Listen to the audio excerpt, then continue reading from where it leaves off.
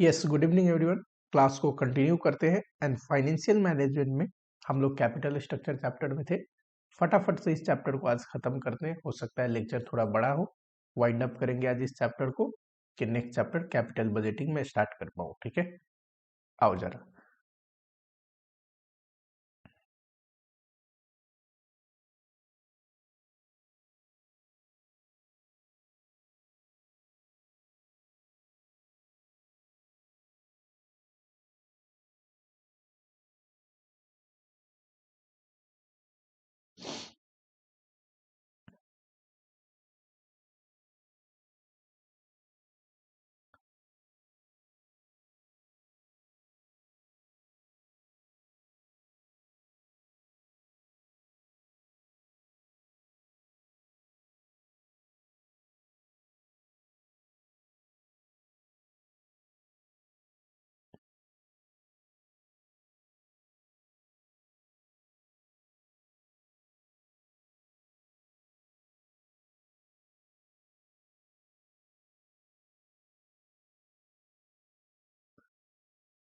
चलो, इतना स्पेस काफी होगा क्लास स्टार्ट करने के लिए।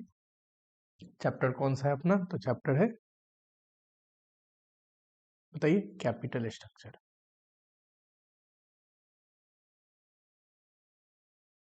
ठीक है, फाइनेंशियल डिसीजन के अंदर हम कैपिटल स्ट्रक्चर पढ़ रहे हैं। कैपिटल स्ट्रक्चर में अगर आपको याद हो तो मैंने बोला था, एक बार 2 मिनट बस रिव्यू कर लेते हैं कि हम पढ़ेंगे कैपिटल स्ट्रक्चर से रिलेटेड थ्योरीज।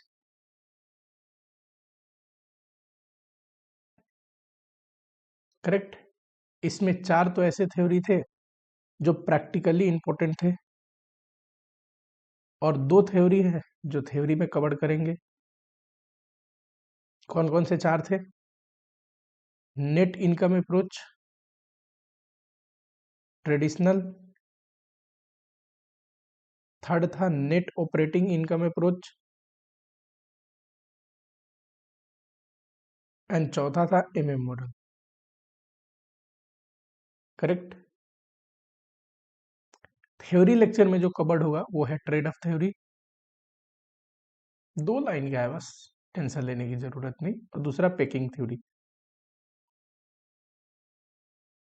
ये पोर्शन अपना कवर्ड हो चुका है प्रैक्टिकली, यानी कि ये हो चुका। फिर हम चैप्टर के दूसरे पॉइंट पे आए थे जो कि था EBIT, EPS and market price analysis. इसको मैंने समझा दिया था, एक बार रिव्यू दे देता हूँ, फिर कंटिन्यू करेंगे। और आज लास्ट पोर्शन जो प्रैक्टिकली इस चैप्टर में है, जो कि है financial break even and indifference point.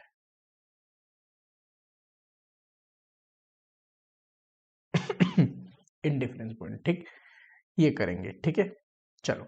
ये जो सेकेंड टॉपिक था EBIT, EPS and market price analysis, इससे रिलेटेड क्वेश्चन नहीं करे, बस टॉपिक समझाया था। ठीक, क्या बोला था मैंने, एक बार याद कराओगे? EBIT, EPS and market price analysis. इसमें हमने सीखा था कि देखो, ईबीआईटी में से अगर इंटरेस्ट घट जाए तो अर्निंग बिफोर टैक्स आता है, या इसी को प्रॉफिट बिफोर टैक्स बोलते हैं। इसमें से टैक्स भी घटा दें तो पैट आता है, और इसमें से प्रीफरेंस डिविडेंड भी घटा दे तो अर्निंग अवेलेबल फॉर इक्विटी आएगा। बोलो, अर्निंग अवेलेबल फॉर इक्विटी से डिवाइड कर देंगे अगर नंबर ऑफ इक्विटी शेयर से, तो जो आता है उसको बोलते हैं ईपीएस। करेक्ट। तो जो आता है उसको क्या बोलेंगे? अर्निंग पर शेयर के, इक्विटी वाले पर शेयर कितना अर्निंग कमाए। ठीक है। उसके बाद मैंने बताया था आपको पी रेशियो, जो कि गिवन होगा हमेशा, कैसे निकालते हैं ये भी देखेंगे। डिविडेंड चैप्टर में है पी रेशियो के बारे में डिटेल डिस्कशन। ये मल्टीप्लाई होता है ईपीएस में तो आता है मार्केट प्राइस। अब मैंने आपको बोला था और सारा सेम रहे अगर, तो जितना ये बढ़ेगा ईपीएस भी बढ़ेगा। अगर ये कांस्टेंट रख दिया जाए सेम, ये कांस्टेंट रख दिया जाए सेम, और टैक्स रेट भी कांस्टेंट रख दिया जाए, तो ईबीआईटी जितना बढ़ाते जाओगे ईपीएस उतना ही ज्यादा आएगा। तो यहाँ पॉजिटिव रिलेशन है, ठीक है। ईबीआईटी के बढ़ाने की वजह से ईपीएस भी बढ़ता है। अगर मान लो ये भी कांस्टेंट रख दिया जाए सेम, तो ईपीएस जितना ज्यादा होते जाएगा मार्केट प्राइस उतना ही बढ़ेगा। यही समझाया था आपको। और मैंने बोला था कि अब आता है डिसीजन ऑप्टिमम कैपिटल स्ट्रक्चर का।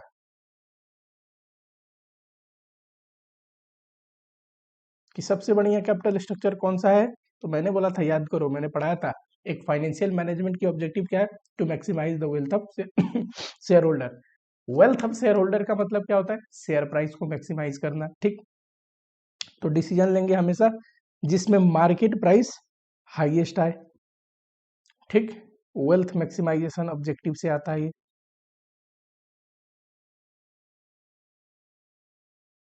मैंने बोला कई बार मार्केट प्राइस निकालना संभव नहीं होता, ठीक। उसके लिए तो पी रेशियो चाहिए, पी रेशियो ना दे तो मार्केट प्राइस नहीं निकाल सकते। तो उस केस में ईपीएस के बेसिस पे डिसीजन लेंगे जिसमें ईपीएस हाईएस्ट है। मानेंगे कि पी रेशियो सब में सेम होगा, तो ईपीएस जिसमें हाईएस्ट हो उसमें। ईपीएस ज्यादा होने का मतलब है प्रॉफिट मैक्सिमाइजेशन। और आपको पता है प्रॉफिट अगर ज्यादा है और पी रेशियो कांस्टेंट रहे तो मार्केट प्राइस भी ज्यादा ही आता है। क्लियरली एग्जाम में बोले कि डिसीजन ईपीएस के बेसिस पे दीजिए, कि जिसमें ईपीएस ज्यादा है उसको ऑप्टिमम कैपिटल स्ट्रक्चर लेना है, तब तो मार्केट प्राइस के झंझट में नहीं पड़ोगे, ठीक। क्योंकि जब क्वेश्चन ने ही बोल दिया ईपीएस के बेसिस पे डिसीजन देना है, तो हम और आप कौन होते हैं, फिर तो हमें क्वेश्चन की इंस्ट्रक्शन को फॉलो करनी चाहिए, करेक्ट। आओ जरा क्वेश्चन देखते हैं।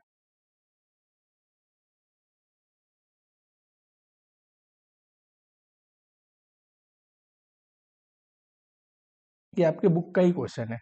कहता है suppose that a firm has all equity capital structure consisting 1 lakh capital 10 rupees का, ठीक।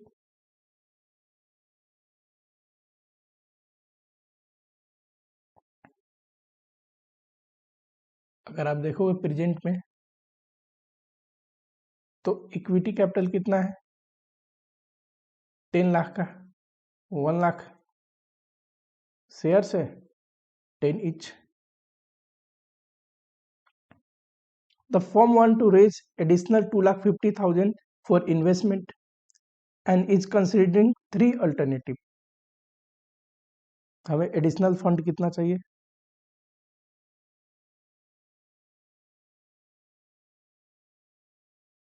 और इसके 3 अल्टरनेटिव है, 3 ऑप्शंस, ठीक है। 3 ऑप्शंस है एडिशनल फंड के, यही कह रहा है क्वेश्चन में। पहला ऑप्शन क्या है,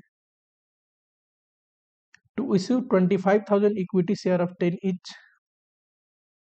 चलिए ऑप्शन 1 क्या है, इक्विटी शेयर से ले आएंगे, इक्विटी शेयर से लाएंगे 2.5 लाख, कैसे, 25,000 शेयर होंगे 10 का ईच। दूसरा ऑप्शन क्या है, borrow 2.5 lakh at 8% interest rate, loan बोल सकते हैं। सेकेंड ऑप्शन 2,50,000 लेके आएंगे 8% पे। एंड थर्ड जो ऑप्शन है वो क्या है, to issue 2,500 preference share of 100 each, तो हो गया 2,50,000 at 8% preference dividend. 8% preference share capital से लेके आएंगे 2,50,000, correct. If the firm earning before tax after additional investment is this much, कह रहा है firm earning before tax after additional investment, यानी कि इस पे तो हम कुछ कमाते ही होंगे ऑपरेटिंग प्रॉफिट, इस पे भी कुछ कमाएंगे, नया इन्वेस्टमेंट आएगा तो दोनों की कमाई जोड़ के आफ्टर न्यू इन्वेस्टमेंट जो इंक्रीज अर्निंग होगी, टोटल अर्निंग की बात कर रहा है, टोटल EBIT की बात कर रहा है, कितना है? 3,12,500। टैक्स 50% है।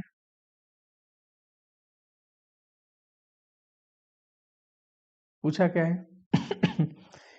इफेक्ट ऑन ईपीएस, ईपीएस पे इफेक्ट बताइए under these three financing alternative, यानी तीनों केस में ईपीएस बताइए किस पे इंक्रीज है किस में डिक्रीज है, ये निकाल देंगे। ठीक है, तो अगर आप करोगे तो लिखोगे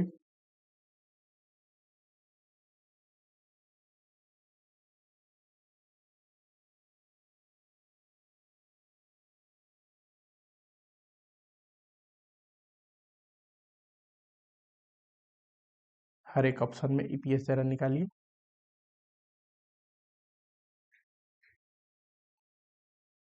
ये है ऑप्शन 1, ऑप्शन 2, ऑप्शन 3, करेक्ट।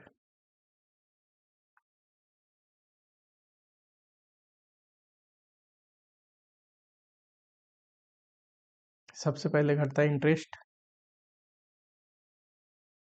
अब बताओ, ऑलरेडी कंपनी कंपनी के पास जो कैपिटल है उस पर तो कोई ब्याज लगता नहीं होगा क्योंकि इक्विटी कैपिटल है। ठीक, नया में फर्स्ट ऑप्शन में इक्विटी है, नो इंटरेस्ट। सेकेंड ऑप्शन में लोन है, यहाँ इंटरेस्ट पेमेंट करनी पड़ेगी। कितना? 2,50,000 है, करेक्ट। 8% के रेट से कितना आएगा? 20,000। यहाँ भी कोई इंटरेस्ट नहीं।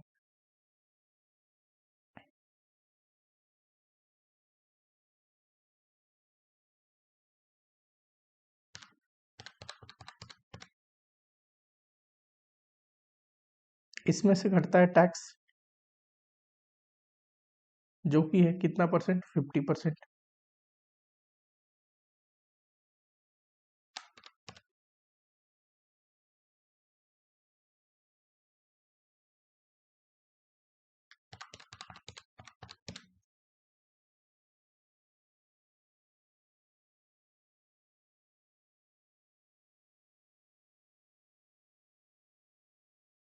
तो ये क्या आ गया? पैट। इसमें से घटाओगे प्रेफरेंस डिविडेंड, तो ये आएगा अर्निंग अवेलेबल फॉर इक्विटी। ठीक है, देखिए फर्स्ट ऑप्शन में कोई भी प्रेफरेंस नहीं है, सेकेंड ऑप्शन तो लोन से लेके आ रहे थे, थर्ड ऑप्शन में प्रेफरेंस है। कितना? 2,50,000 प्रेफरेंस है एंड 28% है, तो 20,000 आएगा प्रेफरेंस डिविडेंड। तो यह 1,56,250, 1,46,250। अब नंबर ऑफ शेयर देखिए, कंपनी के पास ऑलरेडी कितने शेयर थे? 1,00,000। इक्विटी से लाएंगे तो 25,000 और शेयर हो जाएगा, डेट से लाएंगे तो शेयर 1,00,000 ही रहेगा, और प्रेफरेंस से भी ले आएंगे तो शेयर 1,00,000 ही रहेगा।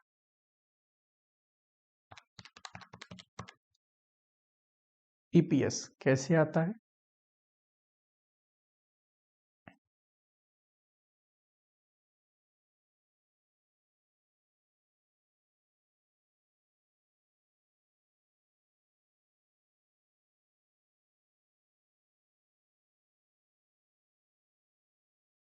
ठीक।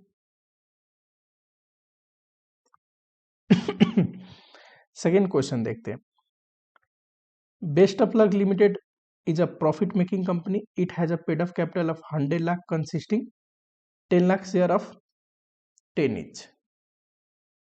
प्रेजेंट में अपनी कहानी क्या है, मैं यहीं पे लिख देता हूं जहां पे सॉल्यूशन करना है। अगर मैं गिवन में देखूं तो बताइए प्रेजेंट में क्या है, कैपिटल कितना है, और वो भी इक्विटी से है। देखो ध्यान से, पेड अप कैपिटल 100 लाख है। कैसे? 10 लाख शेयर से 10 का। Currently it's earning an annual pre-tax profit of 60 lakhs. Pre tax का मतलब क्या रहा है, ऑपरेटिंग प्रॉफिट पीबीआईटी या ईबीआईटी 60 लाख का कमाते। Company company is listed and are quoted at a range of 50 to 80। Company listed है और मार्केट प्राइसेस का 50 से लेके 80 तक के रेंज में चलता है। The management want to diversify production and has approve a project which will cost 50 lakh. कह रहा है एडिशनल कैपिटल हम लेना चाहते हैं 50 लाख का, करेक्ट।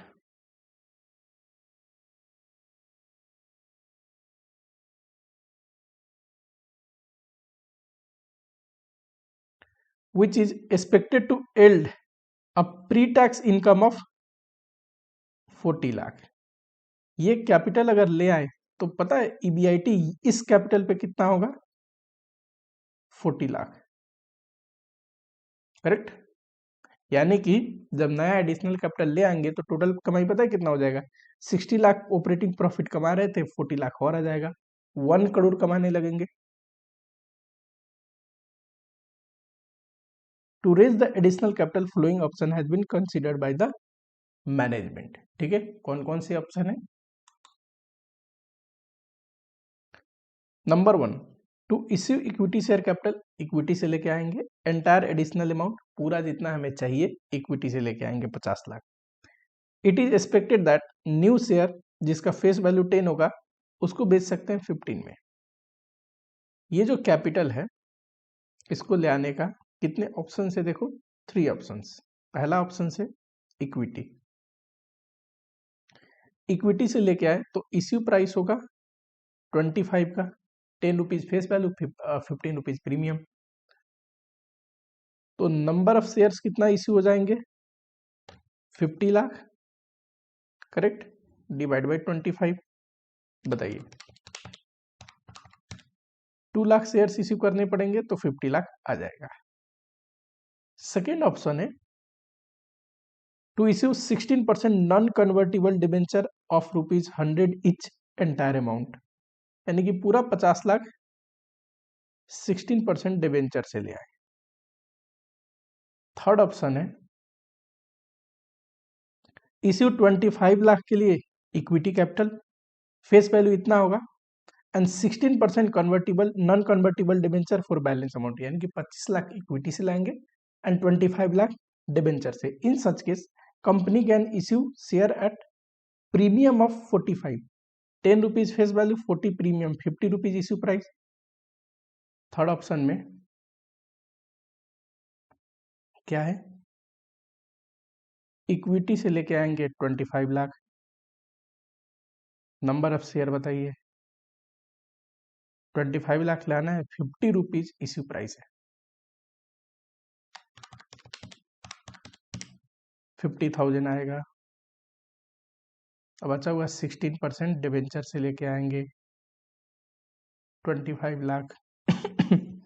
ठीक, पूछा क्या है, calculate additional capital can be raised keeping in a mind that management want to maximise EPS.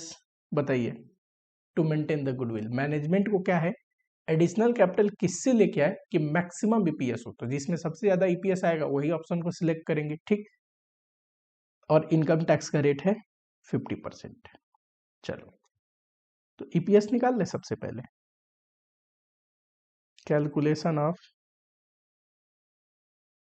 Earning per share under each alternative.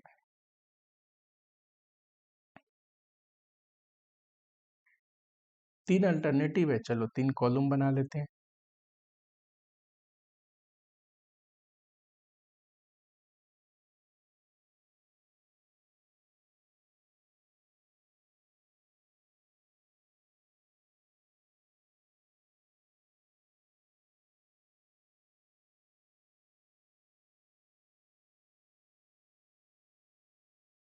यहाँ पे लिखोगे पर्टिकुलर्स, यहाँ पे लिखोगे अल्टरनेटिव 1, अल्टरनेटिव 2, अल्टरनेटिव 3। पहले 60 लाख कमाते थे, अब 40 लाख और कमाएंगे। एडिशनल कैपिटल आने के बाद देखो क्वेश्चन में बोला है कि हम कितना कमाते हैं, 60 लाख प्री टैक्स, मतलब before paying tax, operating profit को बोलते हैं, ठीक। अब कितना कमाएंगे, 40 लाख, और ये अगर पैसा ले आके लगा दिया तो टोटल कमाई हो जाएगी 1 करोड़।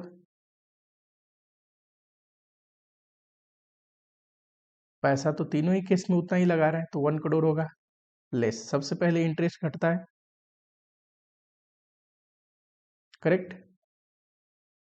अब देखिए एग्जिस्टिंग जो हमारी कंपनी है इसमें कोई लोन नहीं है, करेक्ट, तो एग्जिस्टिंग इंटरेस्ट तो है नहीं।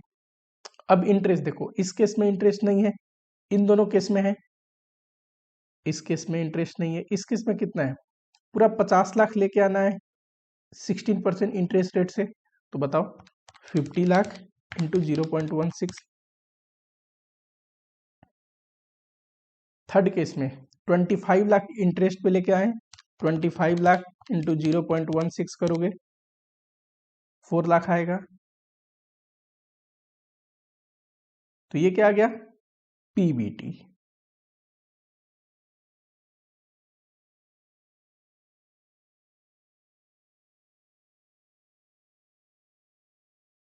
इसमें से अगर हम टैक्स घटा दें जो कि है 50%, तो ये आता है पैट।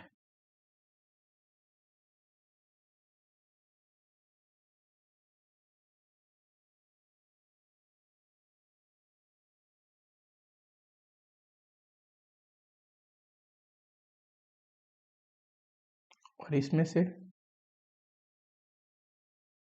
प्रेफरेंस डिविडेंड बताओ, प्रेफरेंस यार तो है ही नहीं कहीं पे, तो यही हो जाएगा अर्निंग अवेलेबल फॉर इक्विटी। अब नंबर ऑफ इक्विटी शेयर देखो,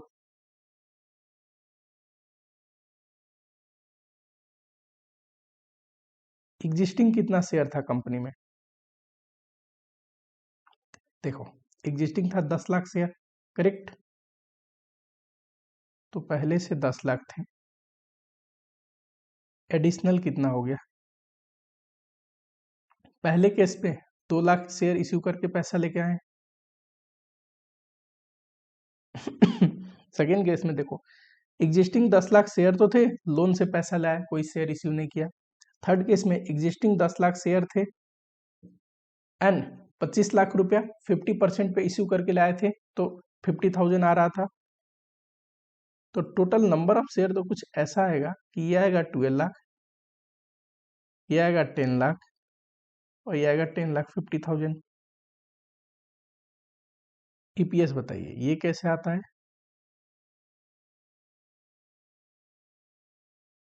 तो ये आता है earning available for equity divide by number of equity shares. ये अगर ए होता और ये बी होता तो कहने का मतलब है ए डिवाइड बाय बी। बताइए 50 लाख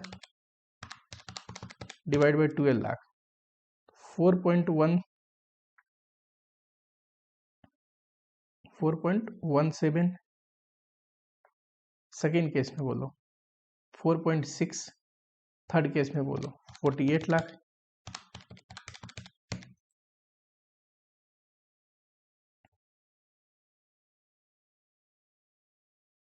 ये है highest EPS.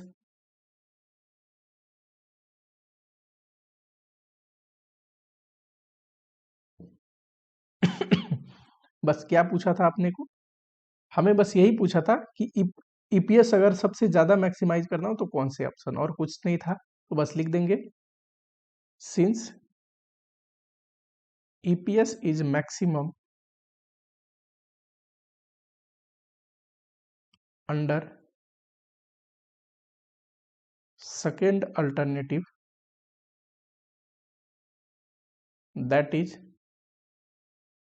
entire 50 lakh capital from 16% debenture ठीक है, सेकेंड अल्टरनेटिव यही था। So second alternative should be selected as a financing, second alternative should be selected.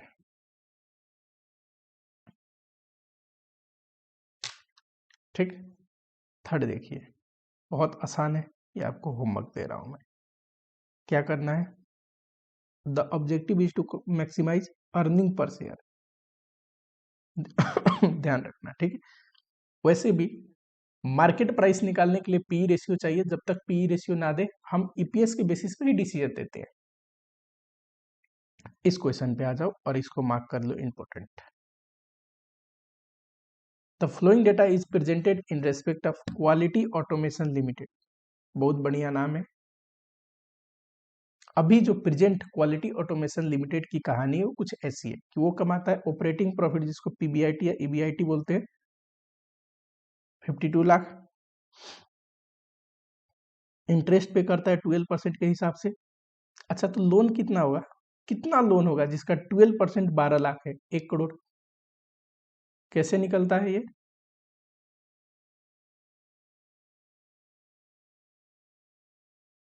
कैसे निकलेगा लोन अमाउंट? सर देख लीजिए, इंटरेस्ट कितना है और इंटरेस्ट रेट कितना है। टैक्स लगता है 50%, पैट आता है, number of equity shares 80 lakh है, 10 रुपीज का, तो इक्विटी शेयर कैपिटल कितना आएगा, 80 लाख। क्योंकि 8 लाख अगर शेयर है और 10 रुपया फेस वैल्यू है तो शेयर कैपिटल कितना आएगा, 80 लाख। ईपीएस आ गया, पी रेशियो दिया है, ये एग्जिस्टिंग पी रेशियो है, यानी कि अभी कंपनी का प्राइस अर्निंग रेशियो ये है। ईपीएस में पी रेशियो मल्टीप्लाई कर देंगे तो मार्केट प्राइस, ये क्या है, एग्जिस्टिंग मार्केट प्राइस, अभी जो चल रहा है, जिसको प्रेजेंट मार्केट प्राइस भी बोल सकते हैं। अभी कंपनी की जो स्थिति है वो आपको दे रखा है, करेक्ट। अब बोलता है a company is planning to start a new project requiring additional capital outlay of 40 lakh. कौन सा क्वेश्चन है, 13, क्वेश्चन नंबर 13।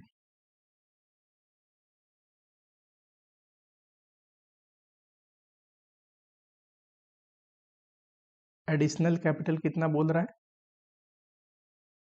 देखो 40 लाख, करेक्ट।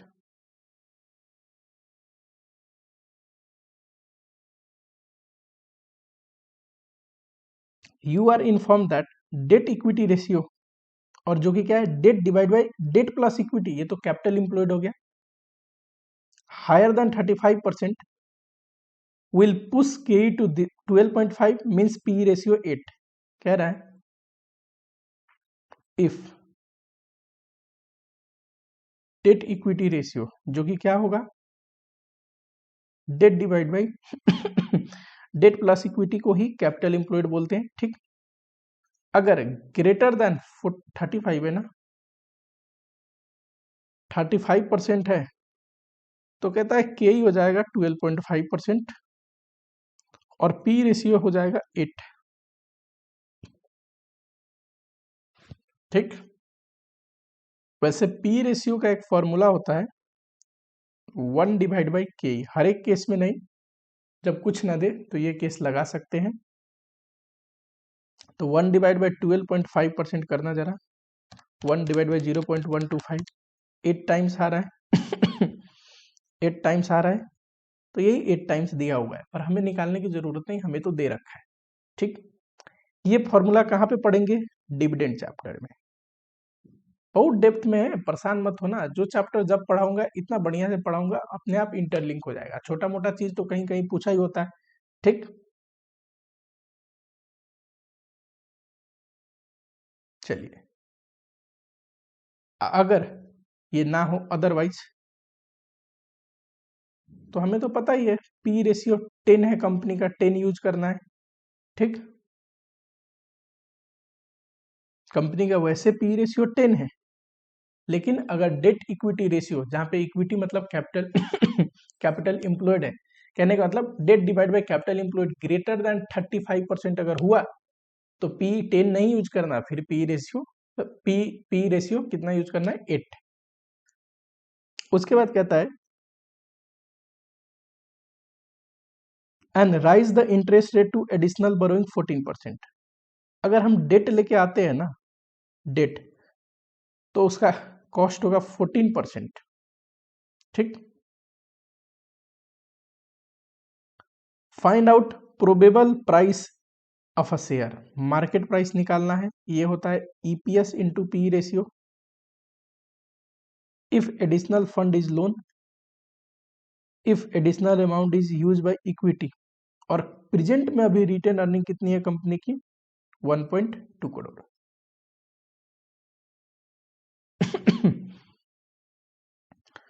जरा आइए सॉल्यूशन पे।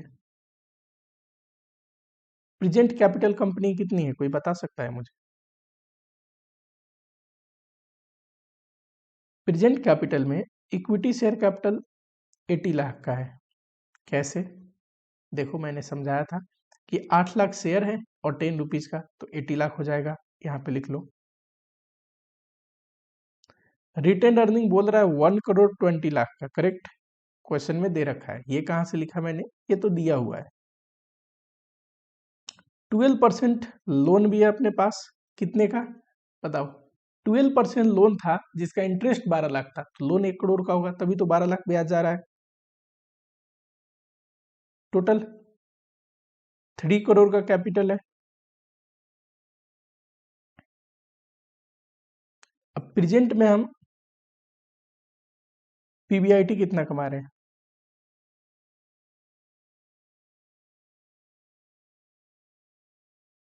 52 लाख।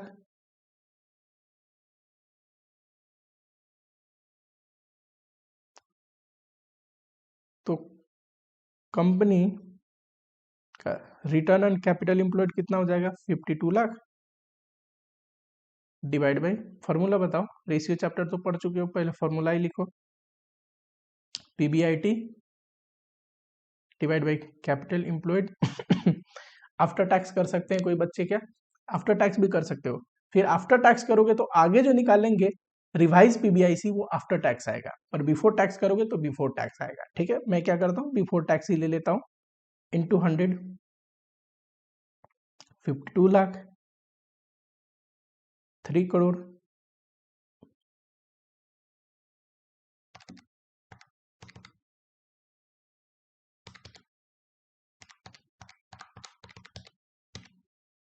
सेवेंटीन पॉइंट 3316% ऐसा कुछ आ रहा है, राउंड अप करके 17.33% लिख सकते हैं।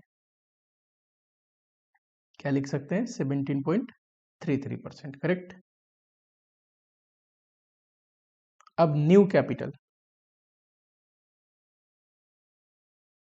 बताइए, 3 करोड़ का तो था ही, 40 लाख और लेके आ रहे हैं, तो बताइए 3 करोड़ 40 लाख कैपिटल हो जाएगा। ठीक। तो रिवाइज्ड पीबीआईटी, देखो 3 करोड़ के कैपिटल पे तो हम कमा ही रहे थे 52 लाख, अब नया 40 लाख कैपिटल लगाएंगे तो उस पे भी तो कमाएंगे 17.33%, यानी कि 52 लाख ये तो कमा ही रहे थे अपने को। ठीक। प्लस नया जो कैपिटल लगा रहे हैं 40 लाख का, उस पे भी तो कमाएंगे। हमारा कमाने का रेट क्या है अपने कैपिटल पे? 17.33%। बताओ जरा।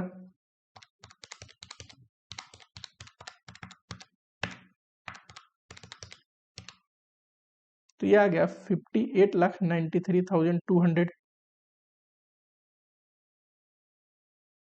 समझ रहे हो?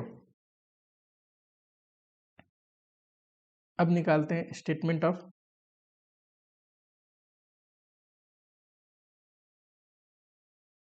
Market price of share.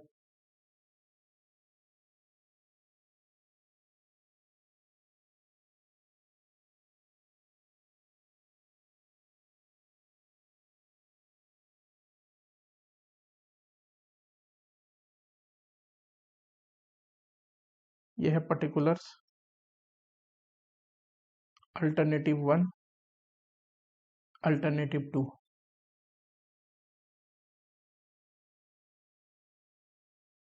ठीक।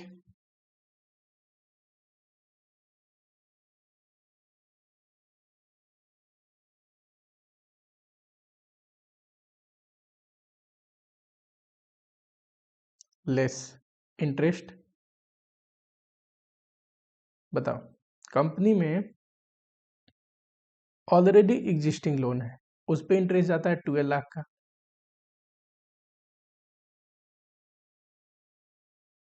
अगर नया लोन ले तो पहले पहले अल्टरनेटिव में हम लोन से पैसा लेके आ रहे हैं, दूसरे अल्टरनेटिव में इक्विटी से, तो सेकेंड अल्टरनेटिव में तो न्यू जाएगा नहीं। पहले अल्टरनेटिव में 40 लाख लोन से लेके आ रहे हैं, और क्या बोल रहा था कि अगर आप लोन लोगे तो आपको 14% इंटरेस्ट पड़ेगा, तो इंटू 0.14,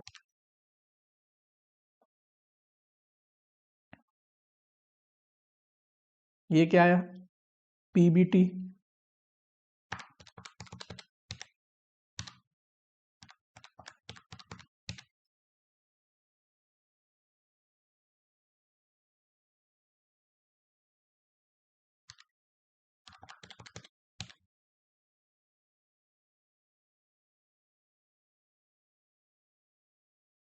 इसमें से अगर हम टैक्स घटा दें, जो कि है कितना परसेंट, ध्यान से देखिए, टैक्स दे रखा है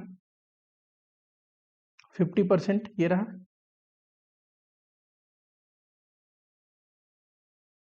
तो पैट आ जाएगा।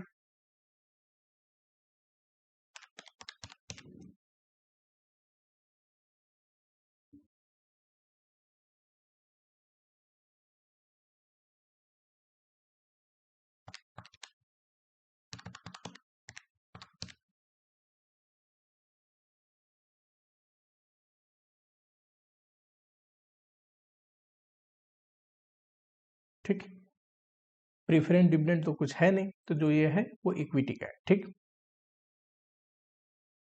Number of equity share,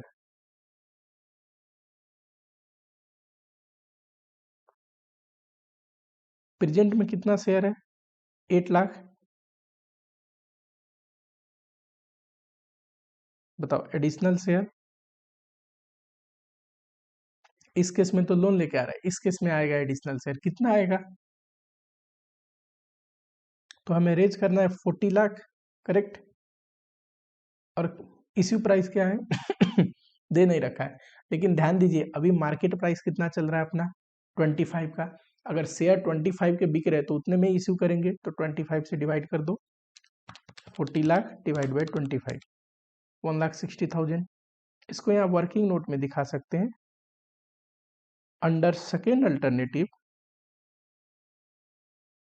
number of additional shares कितना इशू करना पड़ेगा, 40 लाख डिवाइड बाई 25 का रेट है शेयर का, 1,60,000।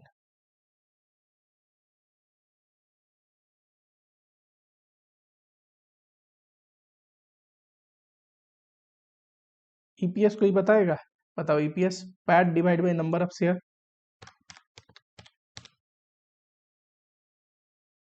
ये 10,60,000 कर लो, सॉरी 8 प्लस 9,60,000। बताओ,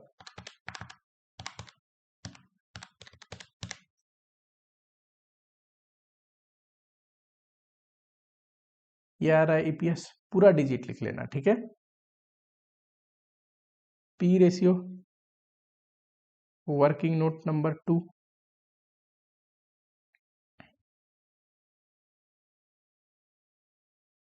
अभी मैं बताता हूँ कैसे आ रहा है,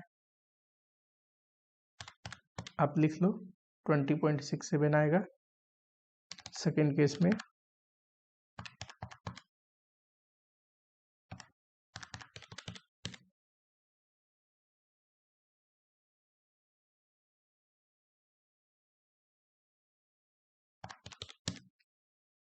24.44, ठीक है।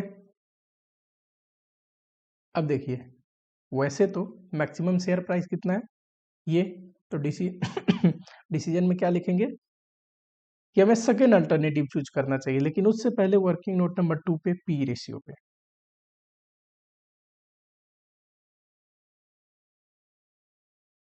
यहां देखो, अगर additional capital is debt, debt हुआ तो debt divide by capital employed कितना आएगा? ऑलरेडी कंपनी में 1 करोड़ का डेट है, प्लस 40 लाख डेट से लेके आएंगे, divide by capital employed. Total capital employed अब कितना है? 30 लाख था, सॉरी 3 करोड़ था, 40 लाख और आया, 3 करोड़ 40 लाख कितना आ रहा है?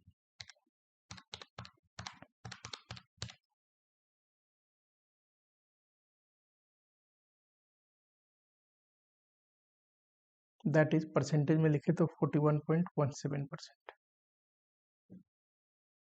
If debt divide by capital employed greater than 35%, जो कि है एप्लीकेबल, पी रेशियो क्या होगा? 8। क्वेश्चन है तो बोला ही था। Second, if additional capital is equity, तो debt divide by capital employed into 100, ये कितना आएगा? डेट 1 करोड़ ही रहेगा, कैपिटल एम्प्लॉयड हो जाएगा 3 करोड़ 40 लाख इंटू 100, बताइए 29.41। अब बताओ इसके लिए देयरफॉर पी रेशियो कितना होना चाहिए? 10। क्यों? 35 से ज्यादा होगा तब 8 लेना है, यानी कि उससे कम 10 लेना है, तो इसलिए हमने सेकंड केस में क्या लिया है? 10। डिसीजन बताइए, यहीं पे लिख लो छोटा सा लाइन। हमेशा टेबल के बाद थोड़ा स्पेस छोड़ दिया करो, ठीक? या वर्किंग नोट 2 लाइन नीचे से करा करो, डिसीजन हमें लिखना है। Since market price is maximum in second alternative या फिर equity financing,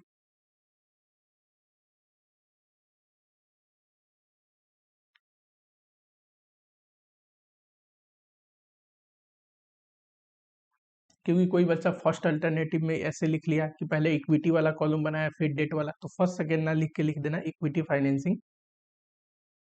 so second alternative should be selected.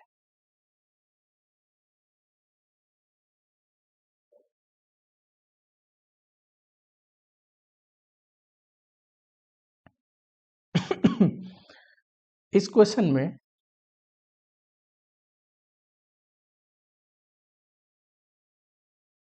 ये जो क्वेश्चन है,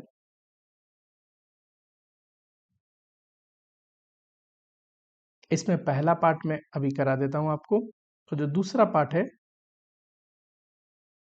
ये जब थर्ड पोर्शन पढ़ लेंगे फिर देखेंगे, ठीक है? बहुत आसान है, इसमें सिर्फ मुझे ये लाइन आपको बतानी है, ये दैट्स इट, और सब चीज सेम है जो मैं कर रहा हूं। Present 36 lakh in debt outstanding. Yo-Yo Limited has presently 36 lakh in debt outstanding bearing interest rate 10%. Present क्या है? 10% डेट है 36 लाख का, correct? It wishes to finance 40 lakh for its expansion program and considering 3 alternative. अब हम क्या करेंगे? एडिशनल हमें कितना चाहिए? 40 लाख, जिसके लिए 3 अल्टरनेटिव है। पहला अल्टरनेटिव है 12% इंटरेस्ट रेट पे डेट लेके आए, डेट लाए 12% पे।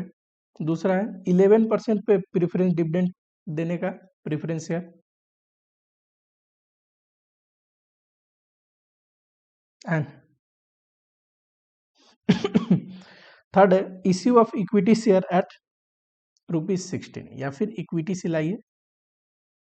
इश्यू प्राइस कितना होगा? 16। इश्यू प्राइस क्यों दिया है? नंबर ऑफ शेयर पता करने के लिए कि कितना शेयर हमें इश्यू करना पड़ेगा। Company has presently 8 lakh share outstanding and is in 40% tax bracket. अभी इक्विटी शेयर कैपिटल कितना होगा? 8 लाख शेयर्स आउटस्टैंडिंग है तो 80 लाख का, करेक्ट। टैक्स कितना लगता है? 40%। If earning before interest and tax presently, अभी ये एडिशनल की कहानी नहीं बोल रहा। अभी जो ईबीआईटी है इस कैपिटल पे जो हम कमाते हैं वो कितना ईबीआईटी कमाते हैं? 15 लाख। Determine EPS for all 3 alternative assuming no immediate increase in profitability. इसका मतलब क्या हुआ? अब अभी तक हम क्या करते थे कि जो एडिशनल कैपिटल लेके आएंगे उस पे भी तो ईबीआईटी कमाएंगे, ऑपरेटिंग प्रॉफिट कमाएंगे, तो वो निकालते थे ताकि दिया रहता था। नहीं दिया रहता था तो हम देखते थे कि कितना परसेंट कमा रहे हैं, उतना ही परसेंट इस पे भी कमाएंगे। लेकिन कह रहा है कि जो एडिशनल कैपिटल लाएंगे उस पे इमीडिएट प्रॉफिटेबिलिटी नहीं है, यानी कि उसकी वजह से प्रॉफिट में इंक्रीज नहीं होगी। तो आपको इस ईबीआईटी से सोल्व करना है। तीनों अल्टरनेटिव लेना है, अल्टरनेटिव 1, अल्टरनेटिव 2, अल्टरनेटिव 3, करेक्ट। और तीनों में ईबीआईटी क्या यूज करना है? 15 लाख। पिछले क्वेश्चन की तरह करोगे क्या कि सर 15 लाख अगर इस पे कमा रहे इतने कैपिटल पे तो इस कैपिटल पे कितना कमाएंगे और फिर टोटल अर्निंग निकाल रहे हो? ऐसा नहीं करोगे। क्यों? क्योंकि कह रहा है जो एडिशनल कैपिटल है उस पे इमीडिएट अर्निंग नहीं है, तो यानी कि जितना अर्निंग रहेगा उतना ही अर्निंग रहेगा। ठीक, ठीक है। और आराम से जब यहाँ पे आप कर लोगे तो इसमें से इंटरेस्ट घटाना।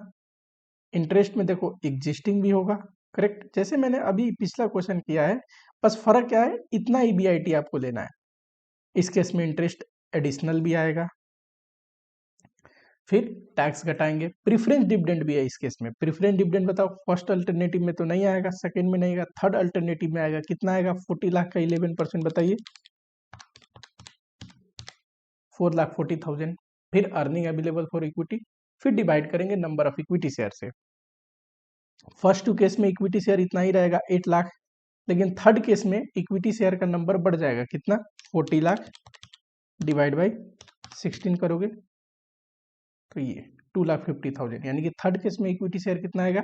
8 लाख प्लस 2,50,000, 10,50,000। बस आ जाएगा ईबीआईटी, सॉरी ईपीएस। सेकेंड जो केस है इसमें क्या पूछ रहा है? Analyse which alternative would you prefer, जिसमें ईपीएस सबसे ज्यादा हो। बताइए ईपीएस किसमें सबसे ज्यादा आएगा? ये रहा थर्ड अल्टरनेटिव में, equity option. Comment how much would EBIT need to increase before next alternative would be the best. इसका नेक्स्ट अल्टरनेटिव अगर तीसरा छोड़ दिया जाए तो दूसरा सबसे बढ़िया अल्टरनेटिव कौन है? ये तो नहीं है, ये है डेट वाला। कह रहा है ईपीएस कितना बढ़ जाता है कि डेट और इक्विटी में फर्क नहीं रहता। इसको बोलते हैं ईबीआईटी इंडिफरेंस पॉइंट, कि ईबीआईटी कितना बढ़ जाए पूछ रहा है। तो ईबीआईटी इंडिफरेंस पॉइंट निकाल लेंगे और देख लेंगे कितना आ रहा है। जितना ईबीआईटी इंडिफरेंस पॉइंट आएगा उसके बाद इसका डिसीजन दे सकते हैं। लेकिन प्रॉब्लम ये, आपने ईबीआईटी इंडिफरेंस पॉइंट तो पढ़ा नहीं, तो ये जो बी पार्ट है ये मैं कराऊंगा थोड़ी देर में। ठीक, चलिए।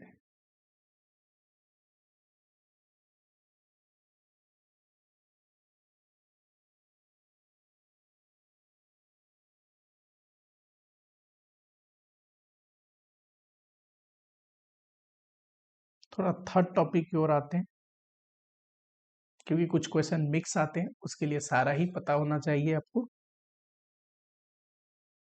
चलो जरा नोट्स की ओर आते हैं। Financial break even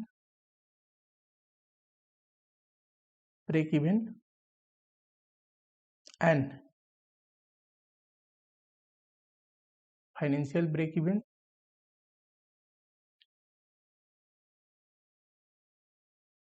indifference point.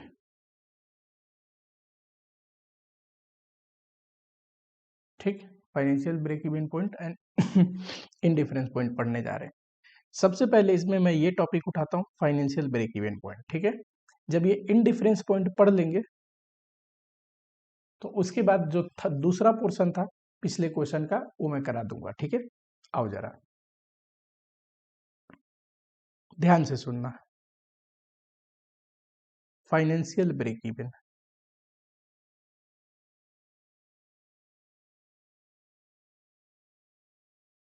Break even का मतलब होता है no profit no loss situation, correct. Break even का मतलब होता है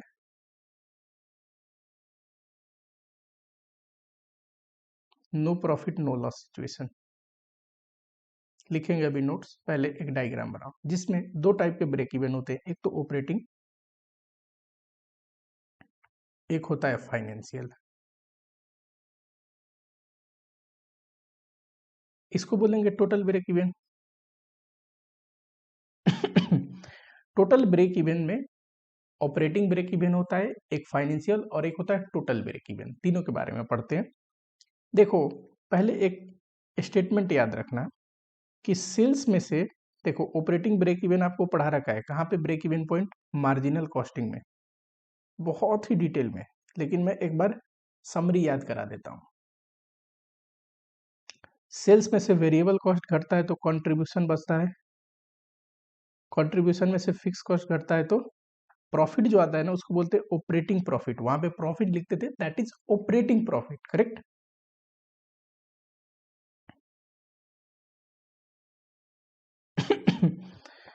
ठीक है। अब देखो यहाँ पे जहां पे कंट्रीब्यूशन और फिक्स कॉस्ट सेम होना, यानी कि ऑपरेटिंग प्रॉफिट नील आए, उसको बोलते थे ऑपरेटिंग ब्रेक इवन पॉइंट। यानी कि ऐसा पॉइंट जहां पे भाई आपका बेचने के बाद वेरिएबल कॉस्ट और साथ ही में जितने फिक्स कॉस्ट है सब रिकवर हो गया, ठीक। यानी कि ऑपरेटिंग फिक्स कॉस्ट रिकवर हो जाता है वहां पे, और जितने भी वेरिएबल कॉस्ट है वो रिकवर हो जाते हैं। लेकिन इसके नीचे की जो चीजें होती है, जैसे इसके नीचे तो इंटरेस्ट भी आता है, फिर पीबीटी आता है, फिर टैक्स पैट आता है, फिर preference dividend, earning available for equity. ये जो है फिक्स कॉस्ट, इसको बोलते हैं ऑपरेटिंग फिक्स कॉस्ट। और ये जो है इंटरेस्ट एंड प्रेफरेंस डिविडेंड, इसको बोलते हैं financial fix cost. Leverage chapter में पढ़ाया था operating fix cost and financial fix cost के बारे में। ये भी बोला था ऑपरेटिंग फिक्स कॉस्ट अराइज करता है बिजनेस रिस्क को, फाइनेंशियल फिक्स कॉस्ट अराइज करता है फाइनेंशियल रिस्क को। फाइनेंशियल फिक्स कॉस्ट को हम कंट्रोल कर सकते हैं कैपिटल स्ट्रक्चर में चेंजेस करके, ऑपरेटिंग फिक्स कॉस्ट को कंट्रोल नहीं कर सकते, क्योंकि ये बिजनेस करेंगे तो होगा ही होगा, इसलिए इसको अनएवॉइडेबल इन द नेचर बोला जाता है, करेक्ट। अब देखो ऑपरेटिंग ब्रेक इवन का मतलब होता है उतना जरूर कमाई करिए कि जितना कंट्रीब्यूशन, जितना फिक्स कॉस्ट है ना उतना कंट्रीब्यूशन जरूर कमा रहा है, यानी कि ऑपरेटिंग फिक्स कॉस्ट रिकवर हो जा रहा है। Simple. Operating break even point का मतलब क्या होता है कि we recover operating fix cost, यानी कि contribution is equal to fix cost, इस लेवल को बोलते हैं। ऑपरेटिंग फिक्स कॉस्ट रिकवर होने का मतलब क्या है, उतना जरूर कंट्रीब्यूशन हो कि जो फिक्स कॉस्ट घटेगा ना ऑपरेटिंग फिक्स कॉस्ट तो घट जाए और उसके बाद ईबीआईटी नील आए, ठीक। इसका फॉर्मूला था ऑपरेटिंग ब्रेक इवन का फिक्स कॉस्ट डिवाइड बाय, याद करो, कंट्रीब्यूशन पर यूनिट या फिर पीवी रेशियो। अब फाइनेंशियल ब्रेक इवन बोलता है, देखो ईबीआईटी कमाने के बाद, ये तो ईबीआईटी है ना या पीबीआईटी जो भी बोलो, इसके बाद इंटरेस्ट एंड प्रेफरेंस डिविडेंड भी तो पेमेंट करनी है जो कि फाइनेंशियल फिक्स कॉस्ट है। तो ये कहता है इतना जरूर ऑपरेटिंग प्रॉफिट कमाओ कि आपकी फाइनेंशियल फिक्स कॉस्ट पे हो जाए। ऑपरेटिंग वाला बोलता था इतना जरूर कंट्रीब्यूशन कमाओ कि आपका fix cost operating fix cost पे हो जाए। ये बोलता है इतना जरूर आपका ईबीआईटी होनी चाहिए, या फिर कौन सा ऐसा कितना ईबीआईटी हो कि हमारी फाइनेंशियल फिक्स कॉस्ट पे हो जाए, जैसे कि interest and preference dividend. We can pay, या फिर इसका डेफिनेशन ही लिख लो, EBIT at which company can meet its financial fix cost. Financial fix cost company pay कर देगा, तो कितना होना चाहिए ईबीआईटी? ईबीआईटी में से इंटरेस्ट पे करना है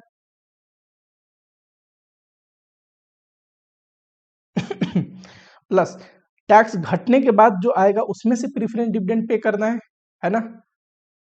preference dividend before tax, before tax क्यों कर रहा हूं? अरे अगर 10,000 मान लो प्रीफरेंस डिविडेंड पे करना है ना, और टैक्स रेट 50% है, तो आपको पता है पैट कितना कमाना पड़ेगा? 20,000। क्यों? सॉरी, ईबीआईटी कितना कमाना पड़ेगा? 20,000 बिफोर टैक्स प्रॉफिट। क्यों?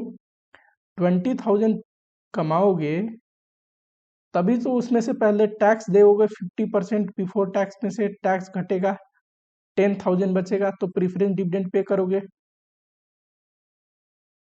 यानी कि प्रीफरेंस डिविडेंड कम पे करने के लिए, सिंस ये आफ्टर टैक्स प्रॉफिट से पे होता है, आपको टैक्स का impact before tax preference dividend जितना कमानी पड़ेगी, तभी आप उसमें से टैक्स भरोगे, जो बच जाएगा उसमें से प्रीफरेंस डिविडेंड पे करोगे। ठीक है, तो प्रीफरेंस डिविडेंड को हमेशा बिफोर टैक्स करना है। क्यों?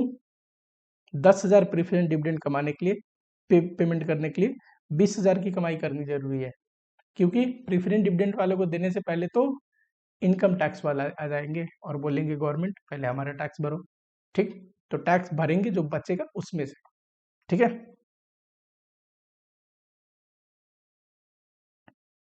समझ में आया क्या? तो इसका फॉर्मूला ये रहा। एक होता है टोटल ब्रेक इवन पॉइंट। ठीक, हमने ऑपरेटिंग ब्रेक इवन देखा financial break even. Operating break even मतलब contribution is equal to fix cost, उतना जरूर कमा रहा है बेच के कि fix cost, operating fix cost recover हो जा रहा है। फाइनेंशियल ब्रेक इवन मतलब सारे फाइनेंशियल फिक्स कॉस्ट भी पे हो जाए, तो उसके लिए ईबीआईटी कितना होना चाहिए? Interest plus preference dividend before tax. Total break even इसका मतलब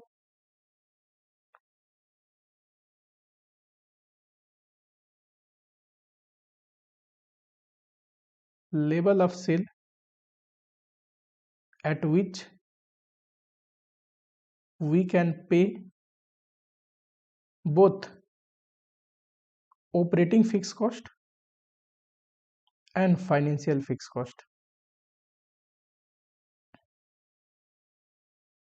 बताइए कितना हमें बना के बेचना चाहिए कि ऑपरेटिंग और फाइनेंशियल दोनों ही पे हो जाए?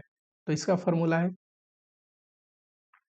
ये plus interest plus preference dividend before tax. ठीक, डिवाइड बाई अगर यूनिट में निकालना है उस सेल को तो कंट्रीब्यूशन पर यूनिट, और रुपीज में निकालना है तो पीवी रेशियो।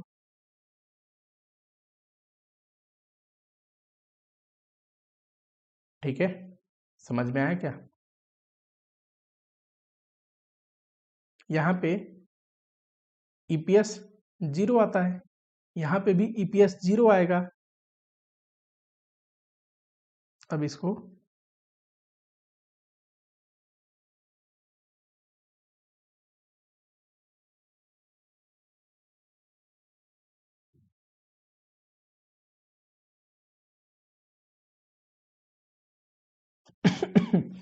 ठीक, ऑपरेटिंग बीपी मतलब कंट्रीब्यूशन फिक्स कॉस्ट के बराबर है, हम अपनी ऑपरेटिंग फिक्स कॉस्ट पे कर पाए उतना जरूर कमाना चाहिए। ठीक, तो उसका क्या होगा? Contribution is equal to fix cost, formula होगा fix cost divide by contribution per unit या फिर पीवी रेशियो।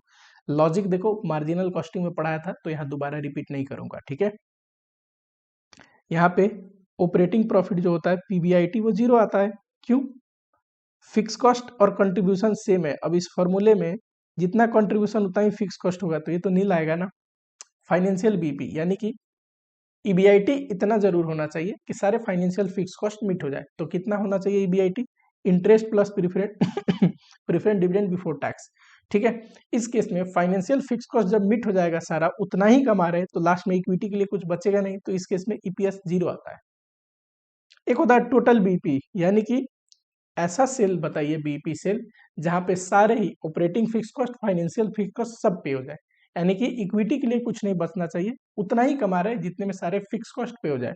तो देखो, सेल्स में से वेरिएबल घटता है, फिर ऑपरेटिंग फिक्स घटता है, फिर इंटरेस्ट, टैक्स, प्रीफरेंस डिविडेंड, है ना। तो fix cost plus interest, preference dividend before tax, ये क्या था, ये ऑपरेटिंग फिक्स कॉस्ट है, ये दोनों क्या है, ये फाइनेंशियल फिक्स कॉस्ट है, इतना हमें कमाना है, ठीक। और सेल्स निकालनी है ना, तो कंट्रीब्यूशन या पीबी रेशियो से डिवाइड कर देंगे तो आ जाएगा, करेक्ट।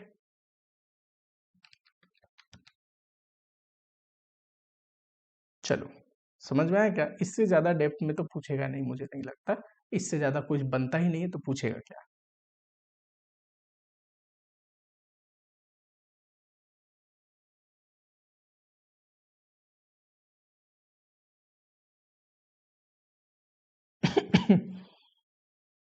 ठीक है, इस क्वेश्चन को स्टार्ट करते हैं। यहाँ दो चीज पूछा है, एक तो पहले नंबर में ईपीएस और दूसरे नंबर में फाइनेंशियल ब्रेक इवन पॉइंट। ये क्वेश्चन पास्ट में बहुत बार पूछा हुआ है, आपको एग्जांपल दिखा दूं मैं। ये देखिए, मिलता जुलता, वहाँ दो तीन तीन कैपिटल स्ट्रक्चर है, यहाँ दो है।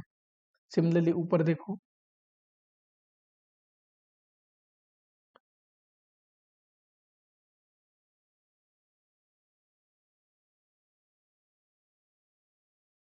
ये देखो, सिमिलर क्वेश्चन, ठीक है, बिल्कुल।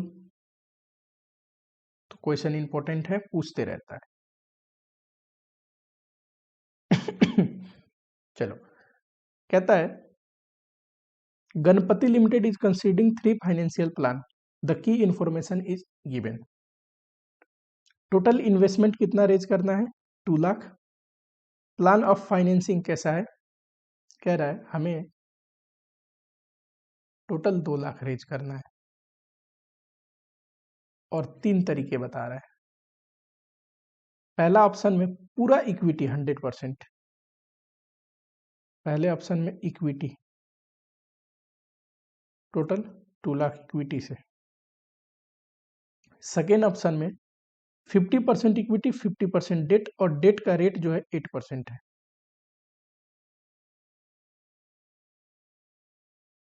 इक्विटी से 1 लाख 50%, और डेट से 1 लाख, और डेट का रेट कितना है, 8%। थर्ड ऑप्शन है इक्विटी से 50%, प्रीफरेंस से 50%, और प्रीफरेंस कितना है, 8% डिविडेंड वाला।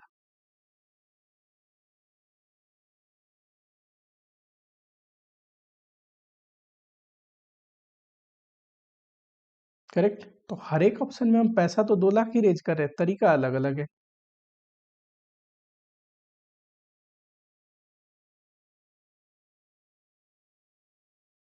टैक्स 50% है। Equity share of ₹10 etch, face value 10 है, will be issued at a premium of 10। Issue price कितना है, 20।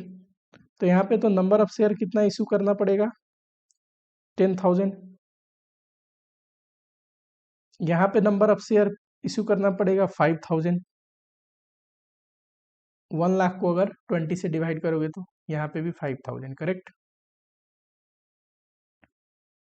यही है, बोल रहा है एक्सपेक्टेड ईबीआईटी, ये 2 लाख जो रेज कर रहे हैं, ये लगाएंगे तो कमाएंगे कितना, 80,000। ईपीएस बताइए। तो सबसे पहले पूछा है earning per share, correct, under etch alternative.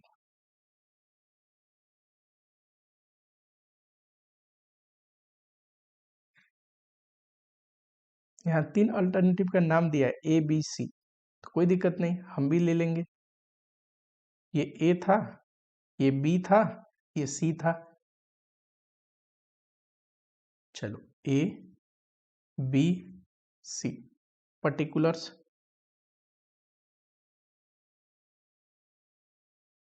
Expected earning दिया है 80,000।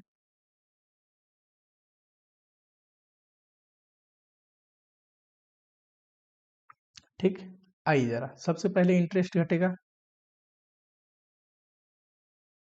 फर्स्ट ऑप्शन में तो इक्विटी से पैसा लेके आ रहे हैं, सेकेंड ऑप्शन में डेट से ले आ रहे हैं कितना 1 लाख 8% के हिसाब से 8,000, थर्ड ऑप्शन में तो प्रीफरेंस से आएगा।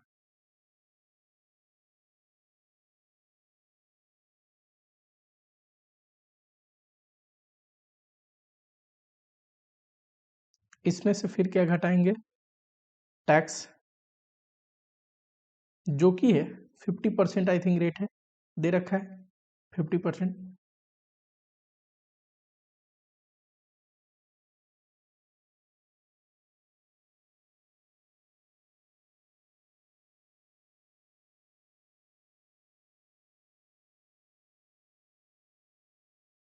इसके बाद प्रेफरेंस डिविडेंड घटता है,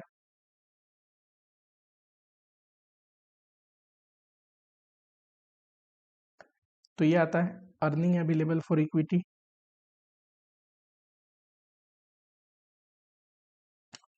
इन दोनों केस में है नहीं, इस केस में 8,000 आएगा कैसे, देखो 1 लाख प्रेफरेंस शेयर इश्यू करना है, 8% उसका रेट है,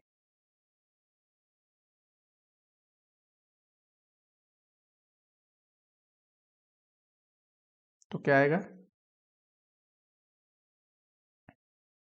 ये तो 40,000 आया, 36,000, 32,000।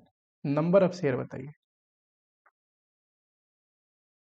पहले केस में 10,000 शेयर और दूसरे तीसरे केस में सिंस 50,000 ही इक्विटी शेयर कैपिटल से ला रहे तो 5,000 शेयर आएंगे।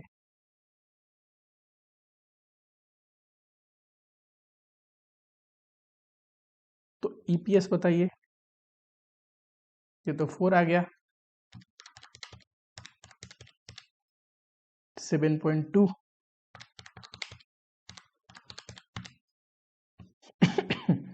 6.4।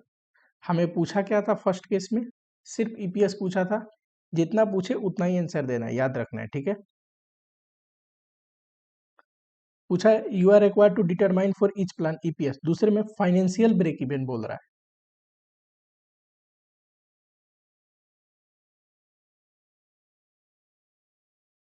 फाइनेंशियल ब्रेक इवन इसका फॉर्मूला क्या है, ऐसा ईबीआईटी जो इंटरेस्ट और प्रेफरेंस डिविडेंड पे हो जाए उससे, ठीक। यहाँ पे ईपीएस 0 आता है, यानी कि इसका फॉर्मूला है interest plus preference dividend 1 - t। देखो ए में देखो फर्स्ट अल्टरनेटिव में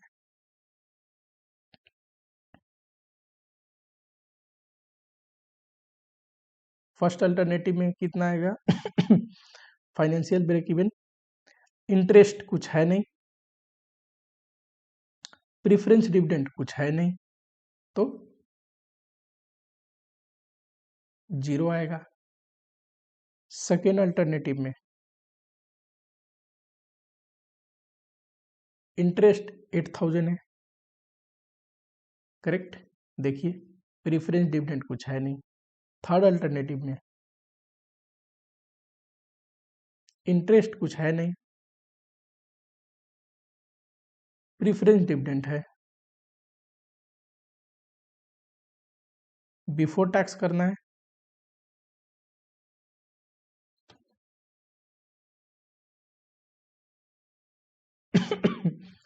चलो चेक कर ले क्या, देखना जरा, पहले केस में ईबीआईटी 0, अब ईबीआईटी अगर 0 होगा तो टैक्स कुछ है नहीं, पीबीटी 0, ठीक है, इंटरेस्ट कुछ है नहीं, पीबीटी 0, टैक्स 0 ही आएगा, सब चीज 0 और लास्ट में ईपीएस 0। सेकेंड केस में मैंने बोला 8,000 ईबीआईटी, देखो 8,000 ईबीआईटी है, इंटरेस्ट पे हो गया तो पीबीटी कितना आया 0, फिर नीचे सारा चीज 0 आएगा, ईपीएस 0 आएगा। थर्ड केस में 16,000, देखो 16,000 अगर आएगा ईबीआईटी तो इंटरेस्ट कुछ है नहीं, तो पीबीटी 16, टैक्स 50% यानी कि 8,000 कट जाएगा तो पैट आएगा 8,000, और उसमें से प्रेफरेंस डिविडेंड 8,000 पे कर दोगे तो अर्निंग अवेलेबल फॉर इक्विटी 0 आएगा, ठीक। इसी को तो बोलते हैं फाइनेंशियल ब्रेक इवन, यानी कि उतनी ईबीआईटी होनी चाहिए जितने में इंटरेस्ट और प्रेफरेंस डिविडेंड की पेमेंट हो जाए, और अंत में इक्विटी के लिए कुछ नहीं बचेगा, ईपीएस 0 आता है। यानी कि अर्निंग अवेलेबल फॉर इक्विटी 0 आती है। ठीक, थर्ड केस में देखिए पूछा है indicate any of the plan dominate and compute EBIT range among the following for indifference। इसके लिए अब नया टॉपिक स्टार्ट करते हैं जो अपना बच गया है लास्ट टॉपिक,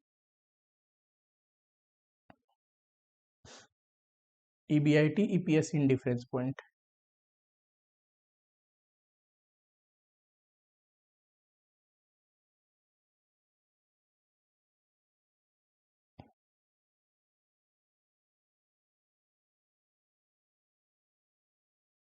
इसको बहुत जगह आप देखोगे तो EPS इंडिफरेंस पॉइंट लिखा होता है। इंडिफरेंस पॉइंट बोले EBIT indifference, EPS indifference point बोले, यही समझना। इसका मतलब क्या है, मान लो मुझे फंड रेज करना है 2 लाख। ठीक, इसके तो बहुत सारे ऑप्शन हो सकते हैं, चलो मैं 2 ऑप्शन एग्जामिन करता हूँ। एक मान लो इक्विटी से ला सकता हूँ,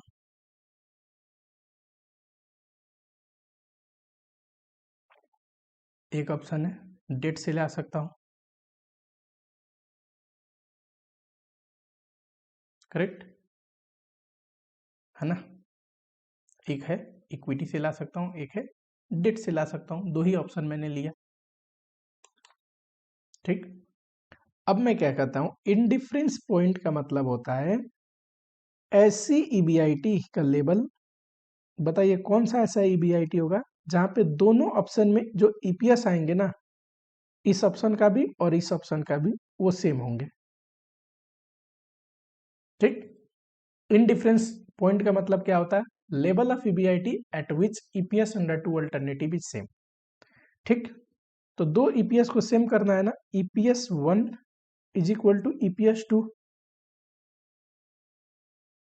और ईपीएस निकलता कैसे है, ईपीएस निकलता है ईबीआईटी माइनस इंटरेस्ट। हमारे केस में तो मैं सिंपली इक्विटी एंड डेट, आपके एग्जाम में तो डेट इक्विटी प्रेफरेंस सब जोड़ जाड़ के देगा। एक ऑप्शन में जरूरी थोड़ी ना सीट इक्विटी इक्विटी हो, इक्विटी डेट प्रेफरेंस सब चीज दे सकता है। तो ईपीएस कैसे निकलता है, ईबीआईटी में से इंटरेस्ट घटाओ तो ईबीटी आएगा, इसमें से टैक्स घटा दीजिए तो पैट आएगा, इसमें से प्रीफरेंस डिविडेंड घटा दीजिए तो अर्निंग अवेलेबल फॉर इक्विटी आएगा, divide by number of equity shares.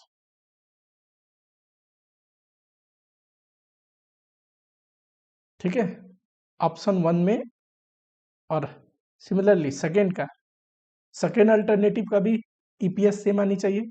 उस अल्टरनेटिव में EBIT minus interest 1 minus T minus preference dividend divide by number of equity shares. तो ये है फॉर्मूला क्या निकालने का, इंडिफरेंस पॉइंट। इंडिफरेंस पॉइंट में जो ये ईबीआईटी आएगा वही हमारा ऐसा ईबीआईटी है जहां पे ईपीएस बराबर है। ये ईबीआईटी निकला ही कैसे, ईपीएस को इक्वेट करके, तो ऑब्वियसली ये ऐसा ईबीआईटी आएगा जहां पे ईपीएस बराबर हो। इंडिफरेंस पॉइंट का डेफिनेशन क्या आएगा,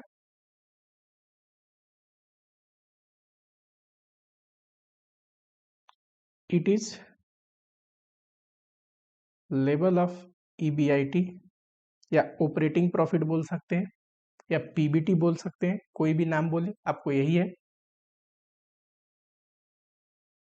it is a level of EBIT under which at which EPS under 2 alternative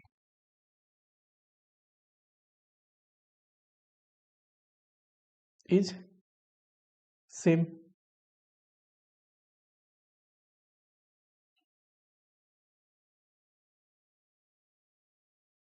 अब देखो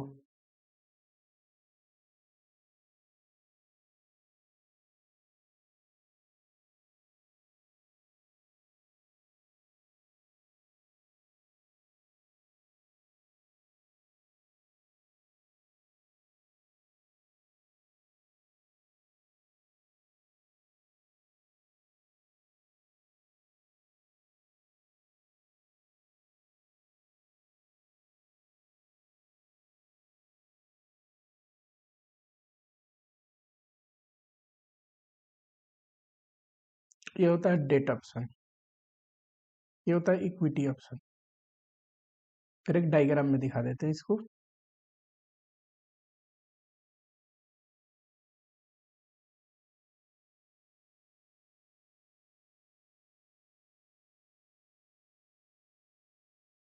ये है इंडिफरेंस पॉइंट।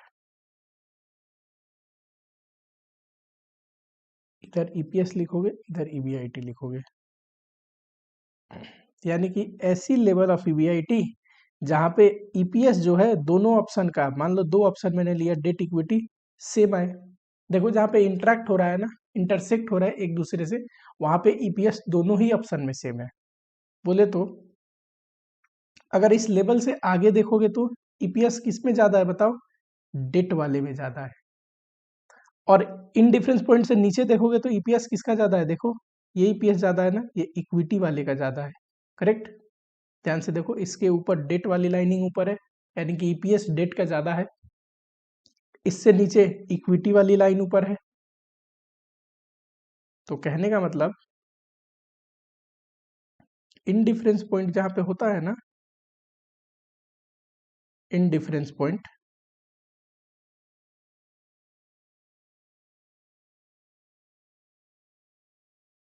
उससे ज्यादा अगर आप ईबीआईटी कमा रहे हैं तो आपके लिए डेट ऑप्शन बढ़िया रहेगा। डेट ऑप्शन में आपका ईपीएस ज्यादा आएगा।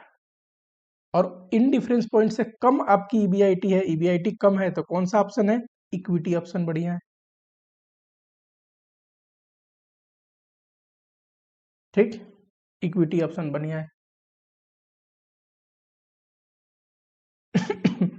एक सर्टेन टाइम बाद क्या होता है ना, जैसे इन डिफरेंस पॉइंट के आगे डेट ऑप्शन क्यों बढ़िया है? क्योंकि डेट में देखो हमें फाइनेंशियल लिवरेज मिल जाती है, number of equity share limited होते हैं और फिक्स कॉस्ट तो फिक्स होता है, इसीलिए ईपीएस ज्यादा होता है डेट ऑप्शन में। एक उससे इंडिफरेंस पॉइंट से अगर नीचे देखोगे तो हमारी ईबीआईटी बहुत कम होती है, तो हमें लिवरेज कम रखना होता है। क्यों?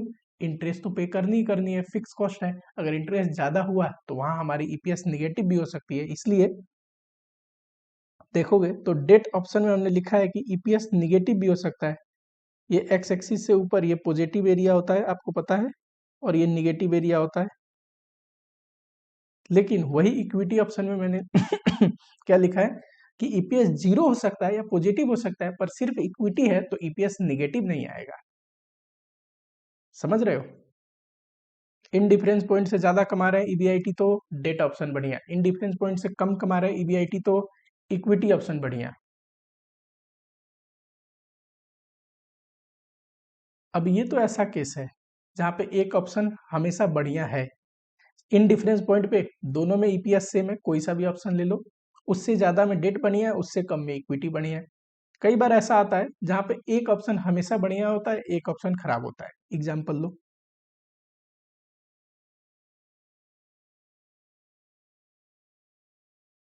अब इसकी इंटरप्रिटेशन में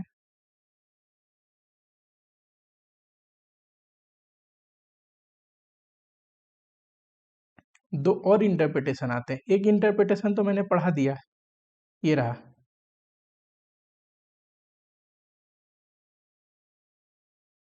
कि अगर दो ऑप्शन है और उनमें क्लियरली एक ऑप्शन एक समय पे ज्यादा बढ़िया है और दूसरा कम, तो हमेशा हम देखेंगे कौन सा ऑप्शन कब बढ़िया है।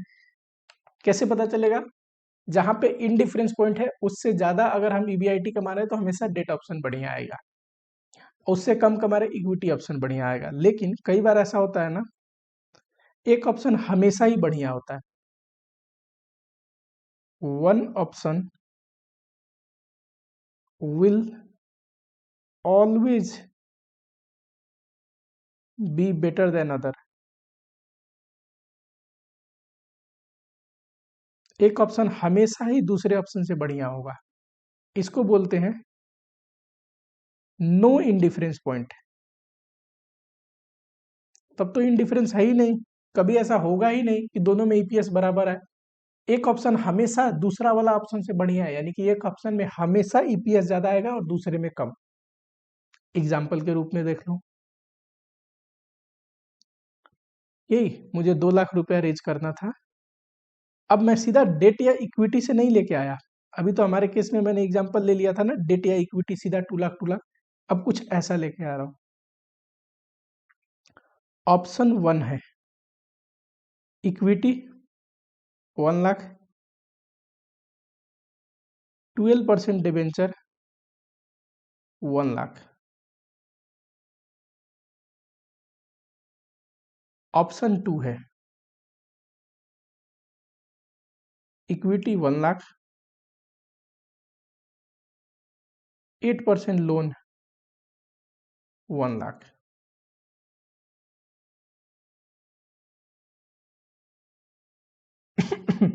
क्या लगता है कौन सा ऑप्शन ज्यादा सस्ता है, बताइए। ऑब्वियसली आप में से कोई भी बच्चा आंख बंद करके बोल सकता है सर दोनों ऑप्शन में इक्विटी तो सेम है, तो नंबर ऑफ शेयर सेम होंगे दोनों ऑप्शन में। ईपीएस के लिए नंबर ऑफ शेयर इंपैक्ट पड़ता है, ईपीएस के लिए ईबीआईटी में से इंटरेस्ट कितना घट रहा है ये भी इंपैक्ट करता है। अब देखिए इंटरेस्ट किसमें कम है, इसमें 12% है, इसमें 8% है, तो ऑब्वियसली इसमें ईपीएस हमेशा ज्यादा आएगा और इसमें ईपीएस कम आएगा। क्यों? क्योंकि नंबर ऑफ शेयर दोनों में सेम है इक्विटी की वजह से, एंड जो कॉस्ट ऑफ डेट है ना, कॉस्ट ऑफ लोन है ना, वो ऑप्शन 2 में कम है, तो ईपीएस ज्यादा आएगा।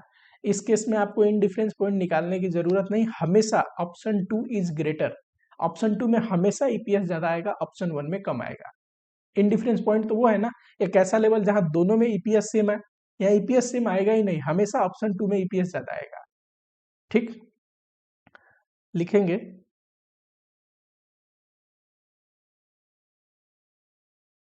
ऑप्शन 2 विल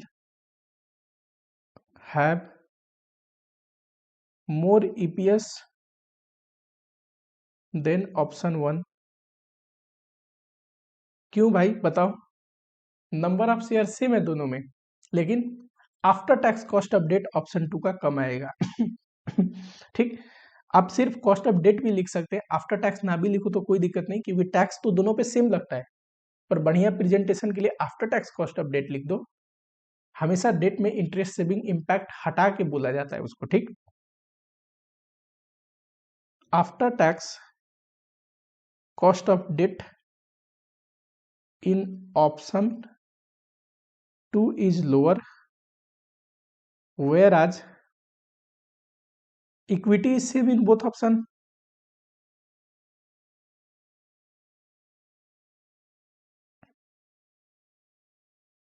इसका ग्राफ कुछ ऐसा बनेगा,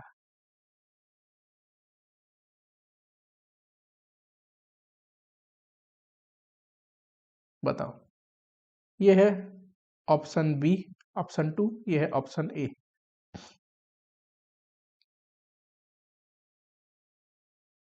ये ऑप्शन 2 लिख लो, ये ऑप्शन 1। ठीक, ऑप्शन 1 हमेशा देखो, ऑप्शन 2 का जो ग्राफ है ईपीएस का वो ऑप्शन 1 के ऊपर है, ईपीएस ज्यादा आएगा। There is no indifference point, कभी ये इंटरसेक्ट होंगे ही नहीं। ठीक है, अभी तक आपको क्या पढ़ाया मैंने सर? इंडिफरेंस पॉइंट का मतलब ऐसा है ईबीआईटी जहां पे दो ऑप्शन में ईपीएस सेम आए। ठीक, निकालते कैसे वो ईबीआईटी? तो दोनों ऑप्शन का ईपीएस बराबर कर दो। कैसे निकलता है ईपीएस? हमें पता है ना, EBIT minus interest 1 minus T minus preference dividend divide by number of equity share. ठीक। इंटरप्रिटेशन देखिए सर, अगर इक्विटी और डेट की बस बात करें और तब इंटरप्रेट करें, तो हमें पता है कि अगर इन डिफरेंस पॉइंट से हम ज्यादा कमा रहे हैं तो डेट ऑप्शन बढ़िया, इन डिफरेंस पॉइंट से कम ईबीआईटी कमा रहे हैं तो इक्विटी ऑप्शन बढ़िया आएगा। ठीक है, उसके बाद एक ऐसा भी सिचुएशन आता है जहां पे हमेशा एक ऑप्शन बढ़िया आएगा, एक ऑप्शन खराब आएगा। उसमें तो डिसीजन लेने की कोई जरूरत ही नहीं है, ज्यादा मेहनत ही नहीं है। जो ऑप्शन जो बढ़िया है, हमेशा बढ़िया है, वही हम सिलेक्ट करेंगे। ये कब आता है? जब दो ऑप्शन में इक्विटी सेम हो और जो after tax cost of debt है, after tax cost of debt है या फाइनेंसिंग है, वो एक ऑप्शन में कम है, एक ऑप्शन में ज्यादा है। जिसमें कम है उसमें तो हमेशा ईपीएस हाईएस्ट आएगा। दूसरा लो,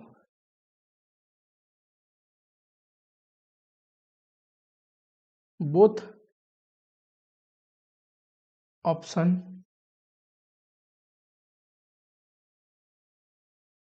हैव सेम ईपीएस। कई बार ऐसा आता है कि दोनों ही ऑप्शन में सेम ही ईपीएस आएगा, कुछ भी डाल दो ईबीआईटी, ईपीएस सेम आएगा। इसको बोलते हैं मेनी इंडिफरेंस पॉइंट। ये कैसे होगा, जरा आप खुद एग्जांपल से समझो। मान लो मुझे 2 लाख लेके आना है। पहला ऑप्शन है इक्विटी लेके आऊंगा 1 लाख का, और वही 12% डिवेंचर।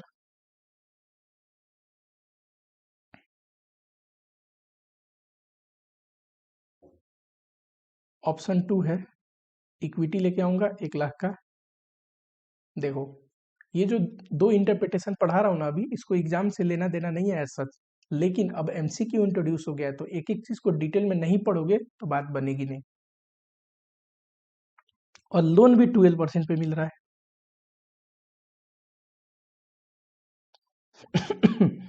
ठीक, अब बताओ, अब इक्विटी सेम है तो नंबर ऑफ शेयर तो सेम ही आएंगे, और इंटरेस्ट भी सेम आएगा। क्यों? डिबेंचर से लाओ 12% ही लग रहा है, लोन से लाओ 12% ही लग रहा है।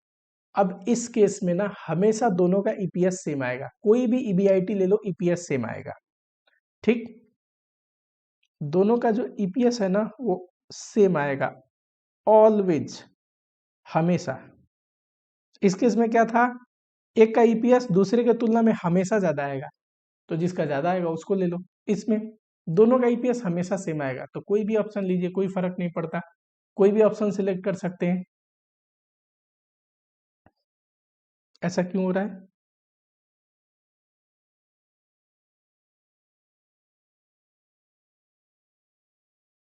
After tax cost of debt is same in both option. दोनों ही ऑप्शन में सेम है after tax cost of debt. Equity capital is same in both option.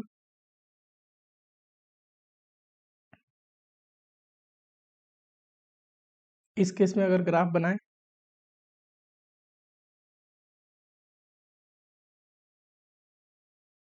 तो ऐसा बनेगा। यही ऑप्शन 1 का भी ग्राफ है, और ऑप्शन 2 को भी प्लॉट करोगे तो ऑप्शन 2 का भी ग्राफ सेम ही इसी लाइन पे बनेगी। ठीक, decision any option can be selected. जब दोनों में हमेशा ईपीएस सेम आएगा तो कोई भी सिलेक्ट कर लो। यानी कि अगर 2 ऑप्शन है, इक्विटी सेम है और डेट वेट का कॉस्ट भी सेम है, तो बताइए कौन सा ऑप्शन सिलेक्ट करें? कोई भी सिलेक्ट कर लीजिए। 2 ऑप्शन है, इक्विटी दोनों में सेम है, कॉस्ट ऑफ डेट एक में ज्यादा है एक में कम है, तो जिसमें कम है उसका ईपीएस हमेशा ज्यादा आएगा, हमेशा वही ऑप्शन बेहतर है, उसी को सिलेक्ट करिए।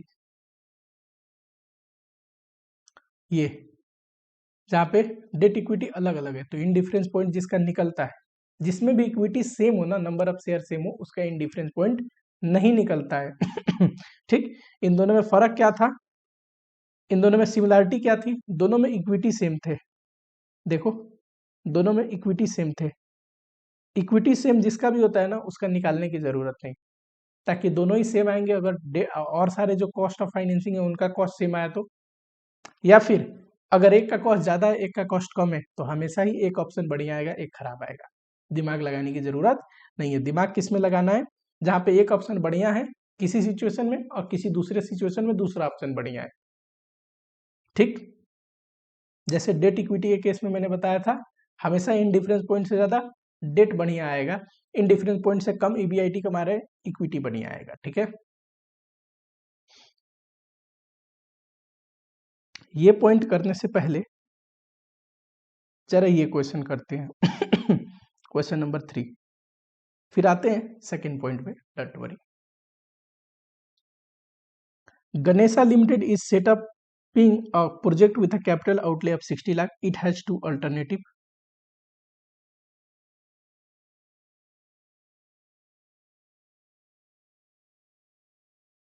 कौन सा क्वेश्चन है? Question number 3।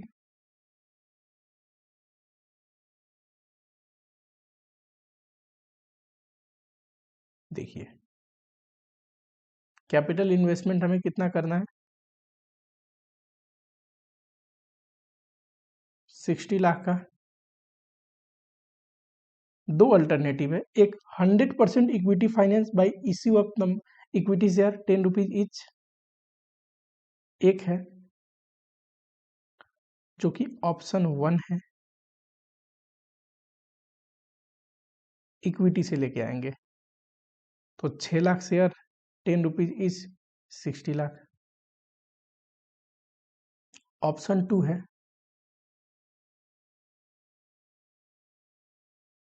Date equity ratio 2:1, debt equity 2:1 है, जहां पे डेट 18% है, कॉर्पोरेट टैक्स 40% है। अब देखो ये 2:1 है, दो डेट तो एक इक्विटी, टोटल कैपिटल अगर 3 है तो उसमें से 2 डेट एक इक्विटी, तो बताइए 60 लाख इंटू 2/3 40 लाख का तो डेट आना चाहिए। एट द रेट कितने रेट, इंटरेस्ट रेट पे बताओ, 18%, एंड इक्विटी आना चाहिए 20 लाख का, तभी तो 60 लाख होगा। पूछा क्या है, इन डिफरेंस पॉइंट बताइए under two alternative. Indifference point का मतलब ऐसा ईबीआईटी जो ईपीएस दोनों ही अल्टरनेटिव में सेम है। We know that at indifference point पे क्या होता है, दोनों का ईपीएस सेम आता है।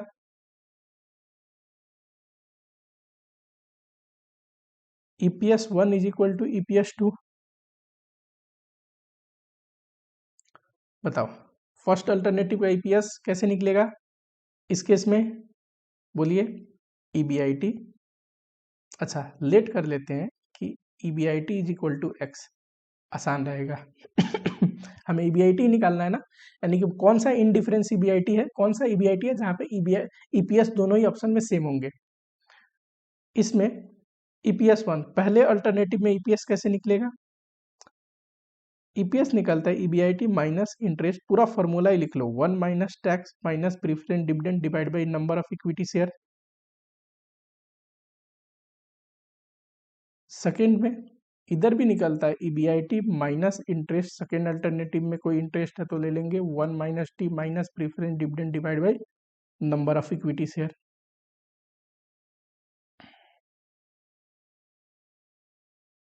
बताओ हमने ईबीआईटी को एक्स मान लिया है, पहले केस में कोई इंटरेस्ट है नहीं,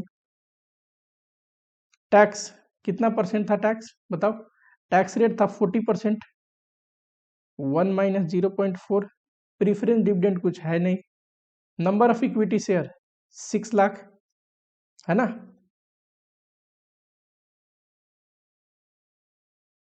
सेकेंड केस में ईबीआईटी को तो एक्स माना है हमने, इंटरेस्ट है सेकेंड केस में, कितना इंटरेस्ट है बताओ, 40 लाख 18% के रेट से,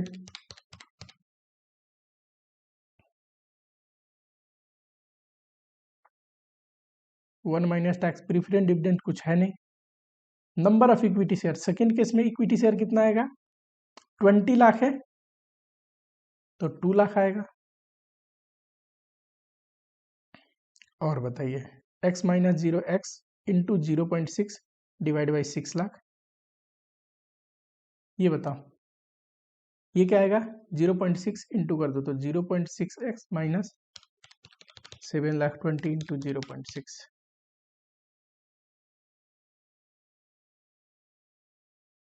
ये चाहो तो आप काट सकते हो 3 से, ये इंटू होगा कितना आएगा, 0.6 इंटू 3 1.8x माइनस 4,32,000 इंटू 3 12,96,000, और x इज इक्वल टू, एक स्टेप और लिख लो कि आपको कंफ्यूजन ना हो, 1.8x minus 0.6x is equal to 12,96,000 आएगा, और x is equal to 12,96,000 divide by 1.2, बताइए 10,80,000, पता है आपको 10,80,000 ऐसा ईबीआईटी है जहां पे दोनों ही अल्टरनेटिव में दोनों ही अल्टरनेटिव में क्या आएगा, ईपीएस सेम आएगा, ठीक। देयरफॉर इंडिफरेंस पॉइंट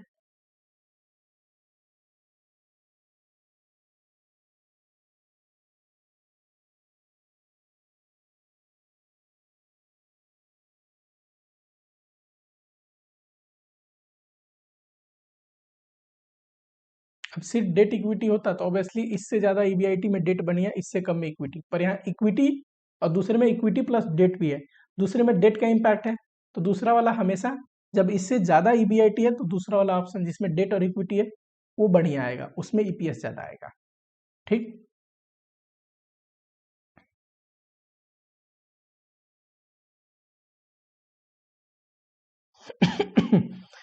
पूछ रहा है कि बताइए, indicate any of the following plan dominate and compute EBIT range among the plan for indifference। Indifference निकालिए तीनों प्लान का और बताइए क्या कोई प्लान डोमिनेट करता है कि किसी सिचुएशन में यही प्लान बढ़िया होगा, करके देखते हैं।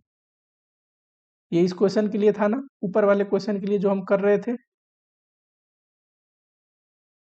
इस क्वेश्चन के लिए है। तो इस क्वेश्चन के लिए जब सी पार्ट था तो मैं यहीं पे करा देता हूं, ठीक है। इंडिफरेंस पॉइंट निकालते हैं।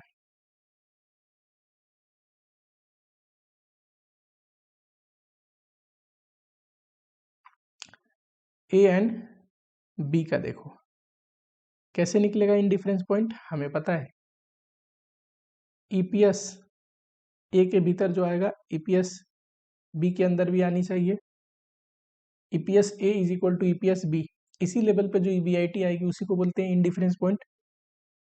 और बताओ ईबीआईटी कैसे निकलेगा ए के केस में, ए तो सिर्फ इक्विटी फाइनेंस है ना,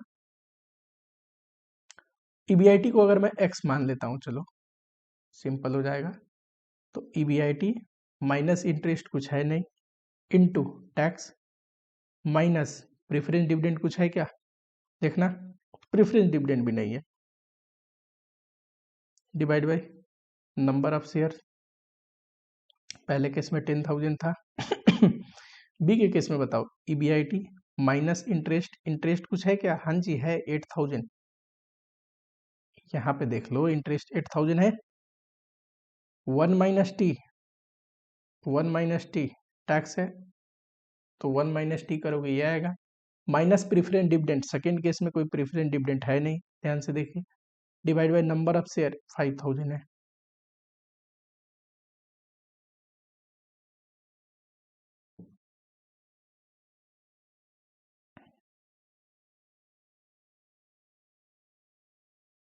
$8,000,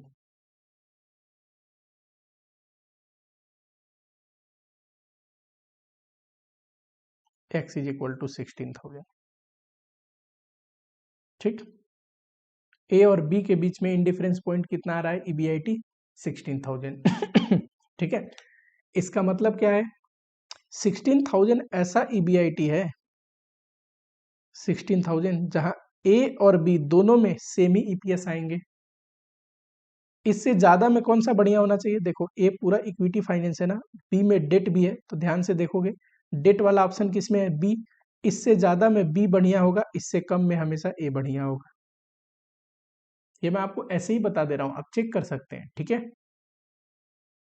बी और सी का इंडिफरेंस पॉइंट बताओ, वैसे तो निकालने की जरूरत नहीं है, पर आप निकालने की जरूरत क्यों नहीं है। देखो चलो मैं निकाल के बता देता हूँ, फिर इंटरप्रेट कर दूंगा, अभी अभी आपने पढ़ा है, बिना निकाले समझाने लगा तो आप लोग को हो सकता है मुश्किल हो जाए। बी और सी में तो इंडिफरेंस पॉइंट आता है, दोनों का ईपीएस सेम होना चाहिए, EPS under B is equal to EPS under C, correct.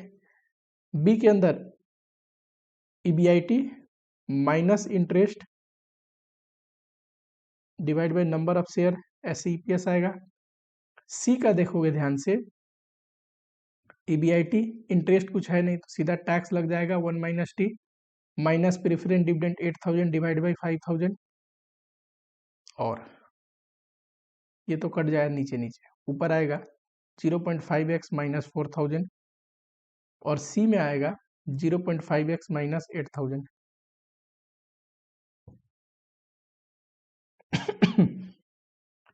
कहने का मतलब है, ये देखिए, ये बी ऑप्शन का है, ये सी ऑप्शन का है। इन दोनों में ईपीएस किस में ज्यादा आएगा, कोई बता सकता है क्या? अगर कितना भी ईबीआईटी ले लो, उसमें 0.5 इंटू करोगे माइनस 4,000 करोगे तो बी का ईपीएस आएगा, ठीक। और ये करोगे तो इससे सी का आएगा। देखो, बी का जो after tax cost of finance है ना, वो कितना है? 4,000। सी का जो है, जिसमें प्रिफरेंस डिविडेंड है, वो है 8,000। ये कौन सा कम है? बी का कम है, तो ये हमेशा बेहतर, हमेशा बी में ईपीएस ज्यादा आएगा। इनडिफरेंस पॉइंट नहीं निकाल सकते इसमें, क्यों? ये आगे ब्रेक नहीं होगा। मैंने आपको बोला था क्या बोला था कि अगर किसी ऑप्शन में एक ऑप्शन बढ़िया हो, है ना, अगर किसी ऑप्शन में एक ऑप्शन बढ़िया हो दूसरे ऑप्शन के तुलना में, तो हमेशा वहां पे जो बढ़िया ऑप्शन है वही बढ़िया होगा, इन डिफरेंस पॉइंट आएगा ही नहीं। इन डिफरेंस पॉइंट तो वो है ना जहाँ पे ये दोनों इंटरसेक्ट इच अदर, इंटरसेक्ट तो करेंगे ही नहीं। तो इस केस में B option always better than C. देखो यहाँ पे ऑप्शन बी जो है ऑलवेज बेटर है सी। क्यों? याद करो कंडीशन, इक्विटी दोनों में सेम है क्या? देखिए, दोनों में 1-1 लाख इक्विटी था। कंडीशन याद करो, इक्विटी इज सेम। दूसरा, इसका after tax cost of debt 4,000 है और उसका प्रेफरेंस डिविडेंड 8,000 है। किसका कम है? बी का। After tax cost of debt of B is less than preference dividend of C. और preference dividend after tax profit से ही पे होता है, तो ज्यादा दिमाग लगाने की जरूरत नहीं। इसमें आफ्टर टैक्स करना पड़ा था, ये तो सीधा आ जाएगा, ठीक।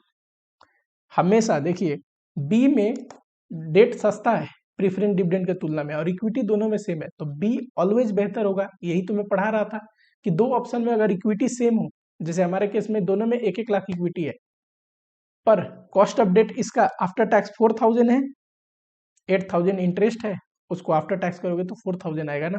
इसमें प्रेफरेंस डिविडेंड है 8,000। दोनों में सस्ता कौन है? After tax cost of debt 4,000।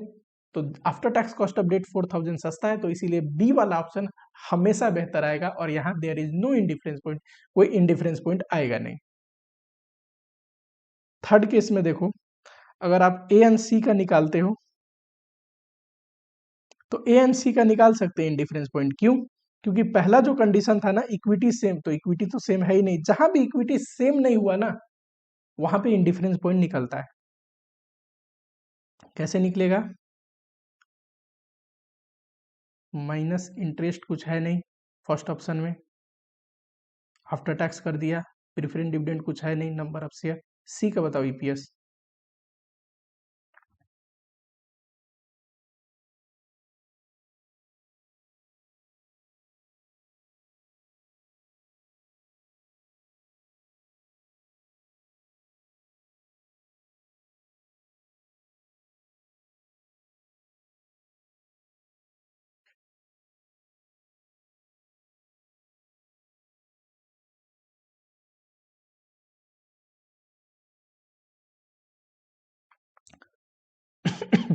चलो, ए और सी में क्या है इंडिफरेंस पॉइंट? 32,000, यानी कि 32,000 ऐसा ईबीआईटी है जहां ए और सी का सेम ही आएगा।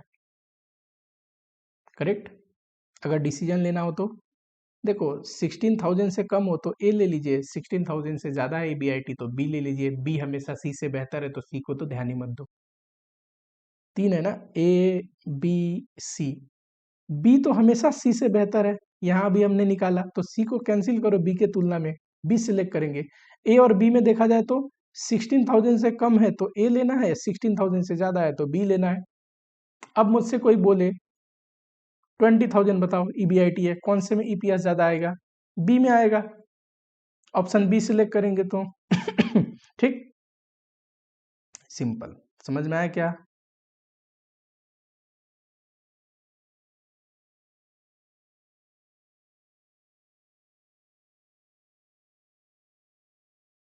चलो ये क्वेश्चन तो वापस से रिपीट हो गया है, ऊपर जो क्वेश्चन था सेम ही था। एक लिवरेज का क्वेश्चन है, इंस्टीट्यूट के बुक में है तो लिवरेज का, तो मैंने डाला नहीं। बहुत आसान क्वेश्चन है, पर मैंने देखा कि इंस्टीट्यूट ने बहुत ही बड़ा सॉल्यूशन उसका कर रखा है बेमतलब का। वैसा सिमिलर क्वेश्चन मैंने लिवरेज में करा रखा है, पर है तो एक बार आपको करा देता हूँ।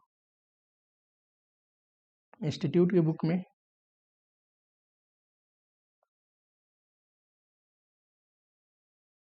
क्वेश्चन नंबर 10 था। आइए जरा,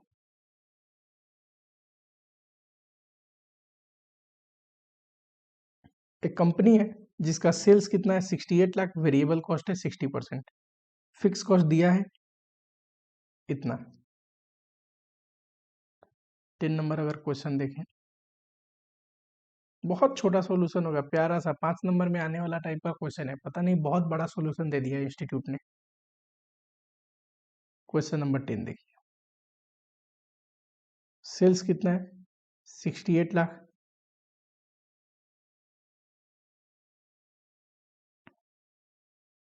देखो जहां पे भी ये आए ध्यान से देखना।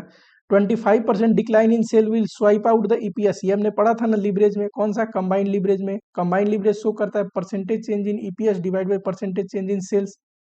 कह रहा है 25% सेल में चेंज करेंगे तो ईपीएस स्वाइप आउट हो जाएगा, पूरा जीरो हो जाएगा, यानी कि पूरा ईपीएस को घटने के लिए 100% डिक्रीज होना पड़ेगा। ठीक, तो ये कंबाइंड लिवरेज का फॉर्मूला है। ठीक है, कोई दिक्कत नहीं। वेरिएबल कॉस्ट 60% है,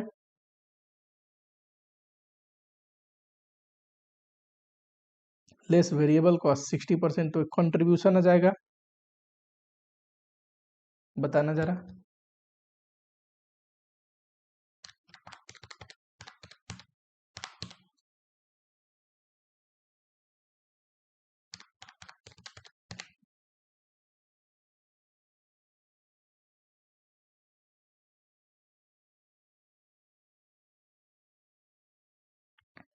इसमें से फिक्स कॉस्ट घटाते हैं तो ऑपरेटिंग प्रॉफिट आता है।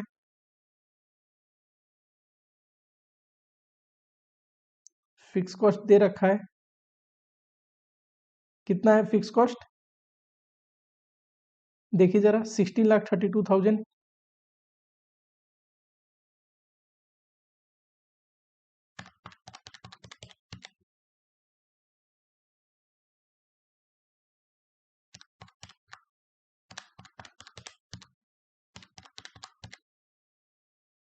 ठीक है, पूछा क्या है? पूछा है इंटरेस्ट का अमाउंट बताइए, ईपीएस बताइए और डेट कितना है ये बताइए, और दे क्या रखा है, और capital of a company comprises 12% long term debt, preference share 1 lakh का जिसपे 10% रेट है, इक्विटी शेयर इतना। कोई दिक्कत नहीं। कंबाइंड लिवरेज, लिवरेज में हमने पढ़ा था, डिग्री ऑफ कंबाइंड लिवरेज क्या आता है?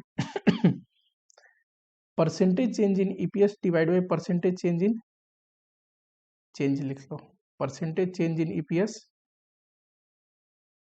Divide by percentage change in sales या रेवेन्यू। कह रहा है 100% ईपीएस में चेंज आएगा अगर 25% चेंज कर दिए तो। 100% किस लॉजिक से बताओ? स्वाइप आउट, मान लो ईपीएस 8000 है, सीधा जीरो हो जाएगा बोल रहा है, तो 8000 से जीरो होने के लिए -100% होना पड़ेगा। ठीक, ये कितना आया? 4 times. We know combined leverage का एक और फॉर्मूला है, बताइए। Contribution divide by EBT minus अगर प्रीफरेंस डिविडेंड हो तो, जो कि हमारे केस में है 1 - टी, और ये 4 आया। कंट्रीब्यूशन हमें पता है कितना, ये रहा 27,20,000। ईबीटी यही तो निकालना है, प्रीफरेंस डिविडेंड कितना है? प्रीफरेंस डिविडेंड 1 लाख है, 10% रेट है,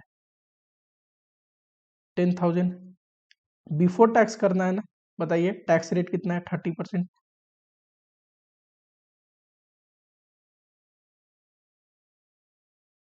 ये इधर क्रॉस मल्टीप्लाई होगा तो ईबीटी माइनस प्रीफरेंस डिविडेंड को बिफोर टैक्स करना जरा,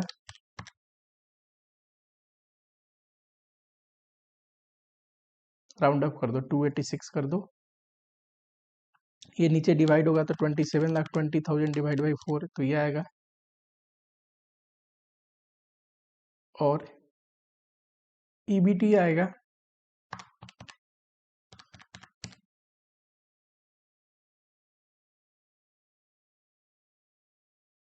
बताइए, अगर आपको ईबीआईटी पता हो, ईबीटी पता हो तो बीच का इंटरेस्ट नहीं निकल जाएगा। देयरफॉर इंटरेस्ट कितना आएगा? ईबीआईटी माइनस ईबीटी, इनका डिफरेंस ही तो इंटरेस्ट है। कितना है ईबीआईटी? 10,88,000।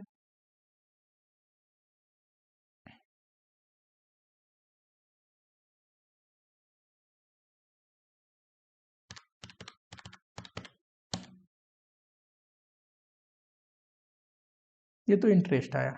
दूसरा में पूछा है लोन, बताओ ये होता है interest amount divide by interest rate. कैसे? लोन में ही तो इंटरेस्ट रेट मल्टीप्लाई करते हो तो अमाउंट आता है, हमें पता है इंटरेस्ट का अमाउंट इतना है। और इंटरेस्ट रेट कितना है? 12%।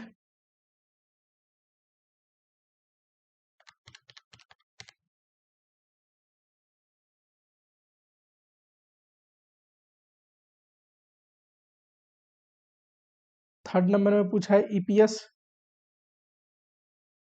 हमने ईबीटी निकाला है, ये रहा ईपीएस निकलता है। ईबीटी में से 1 माइनस टी कर दो तो tax, minus preference dividend divide by number of equity share, 694, 286, 1 minus T करिए, टैक्स रेट कितना है? 30%, minus preference dividend 10,000 divide by equity share 1.5 lakh. कोई बताएगा मुझे ईपीएस कितना आ रहा है? करो जरा, 694, 286 इंटू 0.7 माइनस 10,000 डिवाइड बाई 1,50,000, ये आ रहा है 3.17। चलिए करिए, राउंड अप कर देते 3.17, ठीक ईपीएस आएगा। अगर अगला क्वेश्चन देखोगे तो ये क्वेश्चन आसान है, एज सच मुश्किल नहीं है। पूछा क्या है, अगर आप प्रैक्टिस करना, होमवर्क दे रहा हूँ, नहीं हुआ बताना, एडिशनल क्वेश्चन में ऐसे भी मैं कवर कर दूंगा। बहुत आसान है, अभी तक जितना पढ़ लिया ना आपने उसी के बेसिस पे बनाना है। ईपीएस एंड मार्केट प्राइस निकालना है। ये तो आपने अभी जो EBIT, EPS and market price analysis में हमने पढ़ा था ना, सेम वही कि एग्जिस्टिंग कैपिटल है, नए कैपिटल रेज करेंगे, ठीक है, नए कैपिटल रेज करेंगे तो उसके बाद ये कमाई होगी, ऐसे ऐसे निकालेंगे। पी रेशियो इंपॉर्टेंट है, ध्यान रखना। पी रेशियो को बोला है कि ये हुआ तो ये पी रेशियो, इतना बस आपको ब्रेन लगाना है, ठीक। पहला क्वेश्चन जो बच्चा सही कर दिया वो 90% चांस है दूसरा तीसरा तो सही कर देगा। सेकंड, फाइनेंशियल लीवरेज फॉर्मूला आपको पता है और डेटा तो आपको मिल ही जाएगा क्योंकि पहला क्वेश्चन में आपने ईपीएस तक निकाला है तो फाइनेंशियल लीवरेज तो वहीं से आ जाएगा। Third question, weighted average cost of capital, ठीक, ये निकालना है। Weighted average cost of capital, old capital plus new जो कैपिटल आ रहा है सबको जोड़ के, जिसको revise weighted average cost of capital बोलते हैं, कि भाई सब पुराना तो है ही बुक में, कुछ नया आ रहा है उसको भी इंक्लूड करके। मार्जिनल कॉस्ट ऑफ कैपिटल, सिर्फ न्यू जो कैपिटल है ना उसका जो weighted average cost of capital निकालते हैं कि नया जो कॉस्ट ऑफ कैपिटल है नया कैपिटल है उसका कॉस्ट कितना है उसको बोलते हैं मार्जिनल कॉस्ट ऑफ कैपिटल। ये सारा चीज डिटेल में पढ़ा है, एक बार ट्राई करना, अगर नहीं बनता है कमेंट बॉक्स में लिखना, कोई दिक्कत नहीं, मैं इसको कवर कर लूंगा, ठीक है। चलो अब कुछ क्वेश्चन आपको प्रैक्टिस करना है।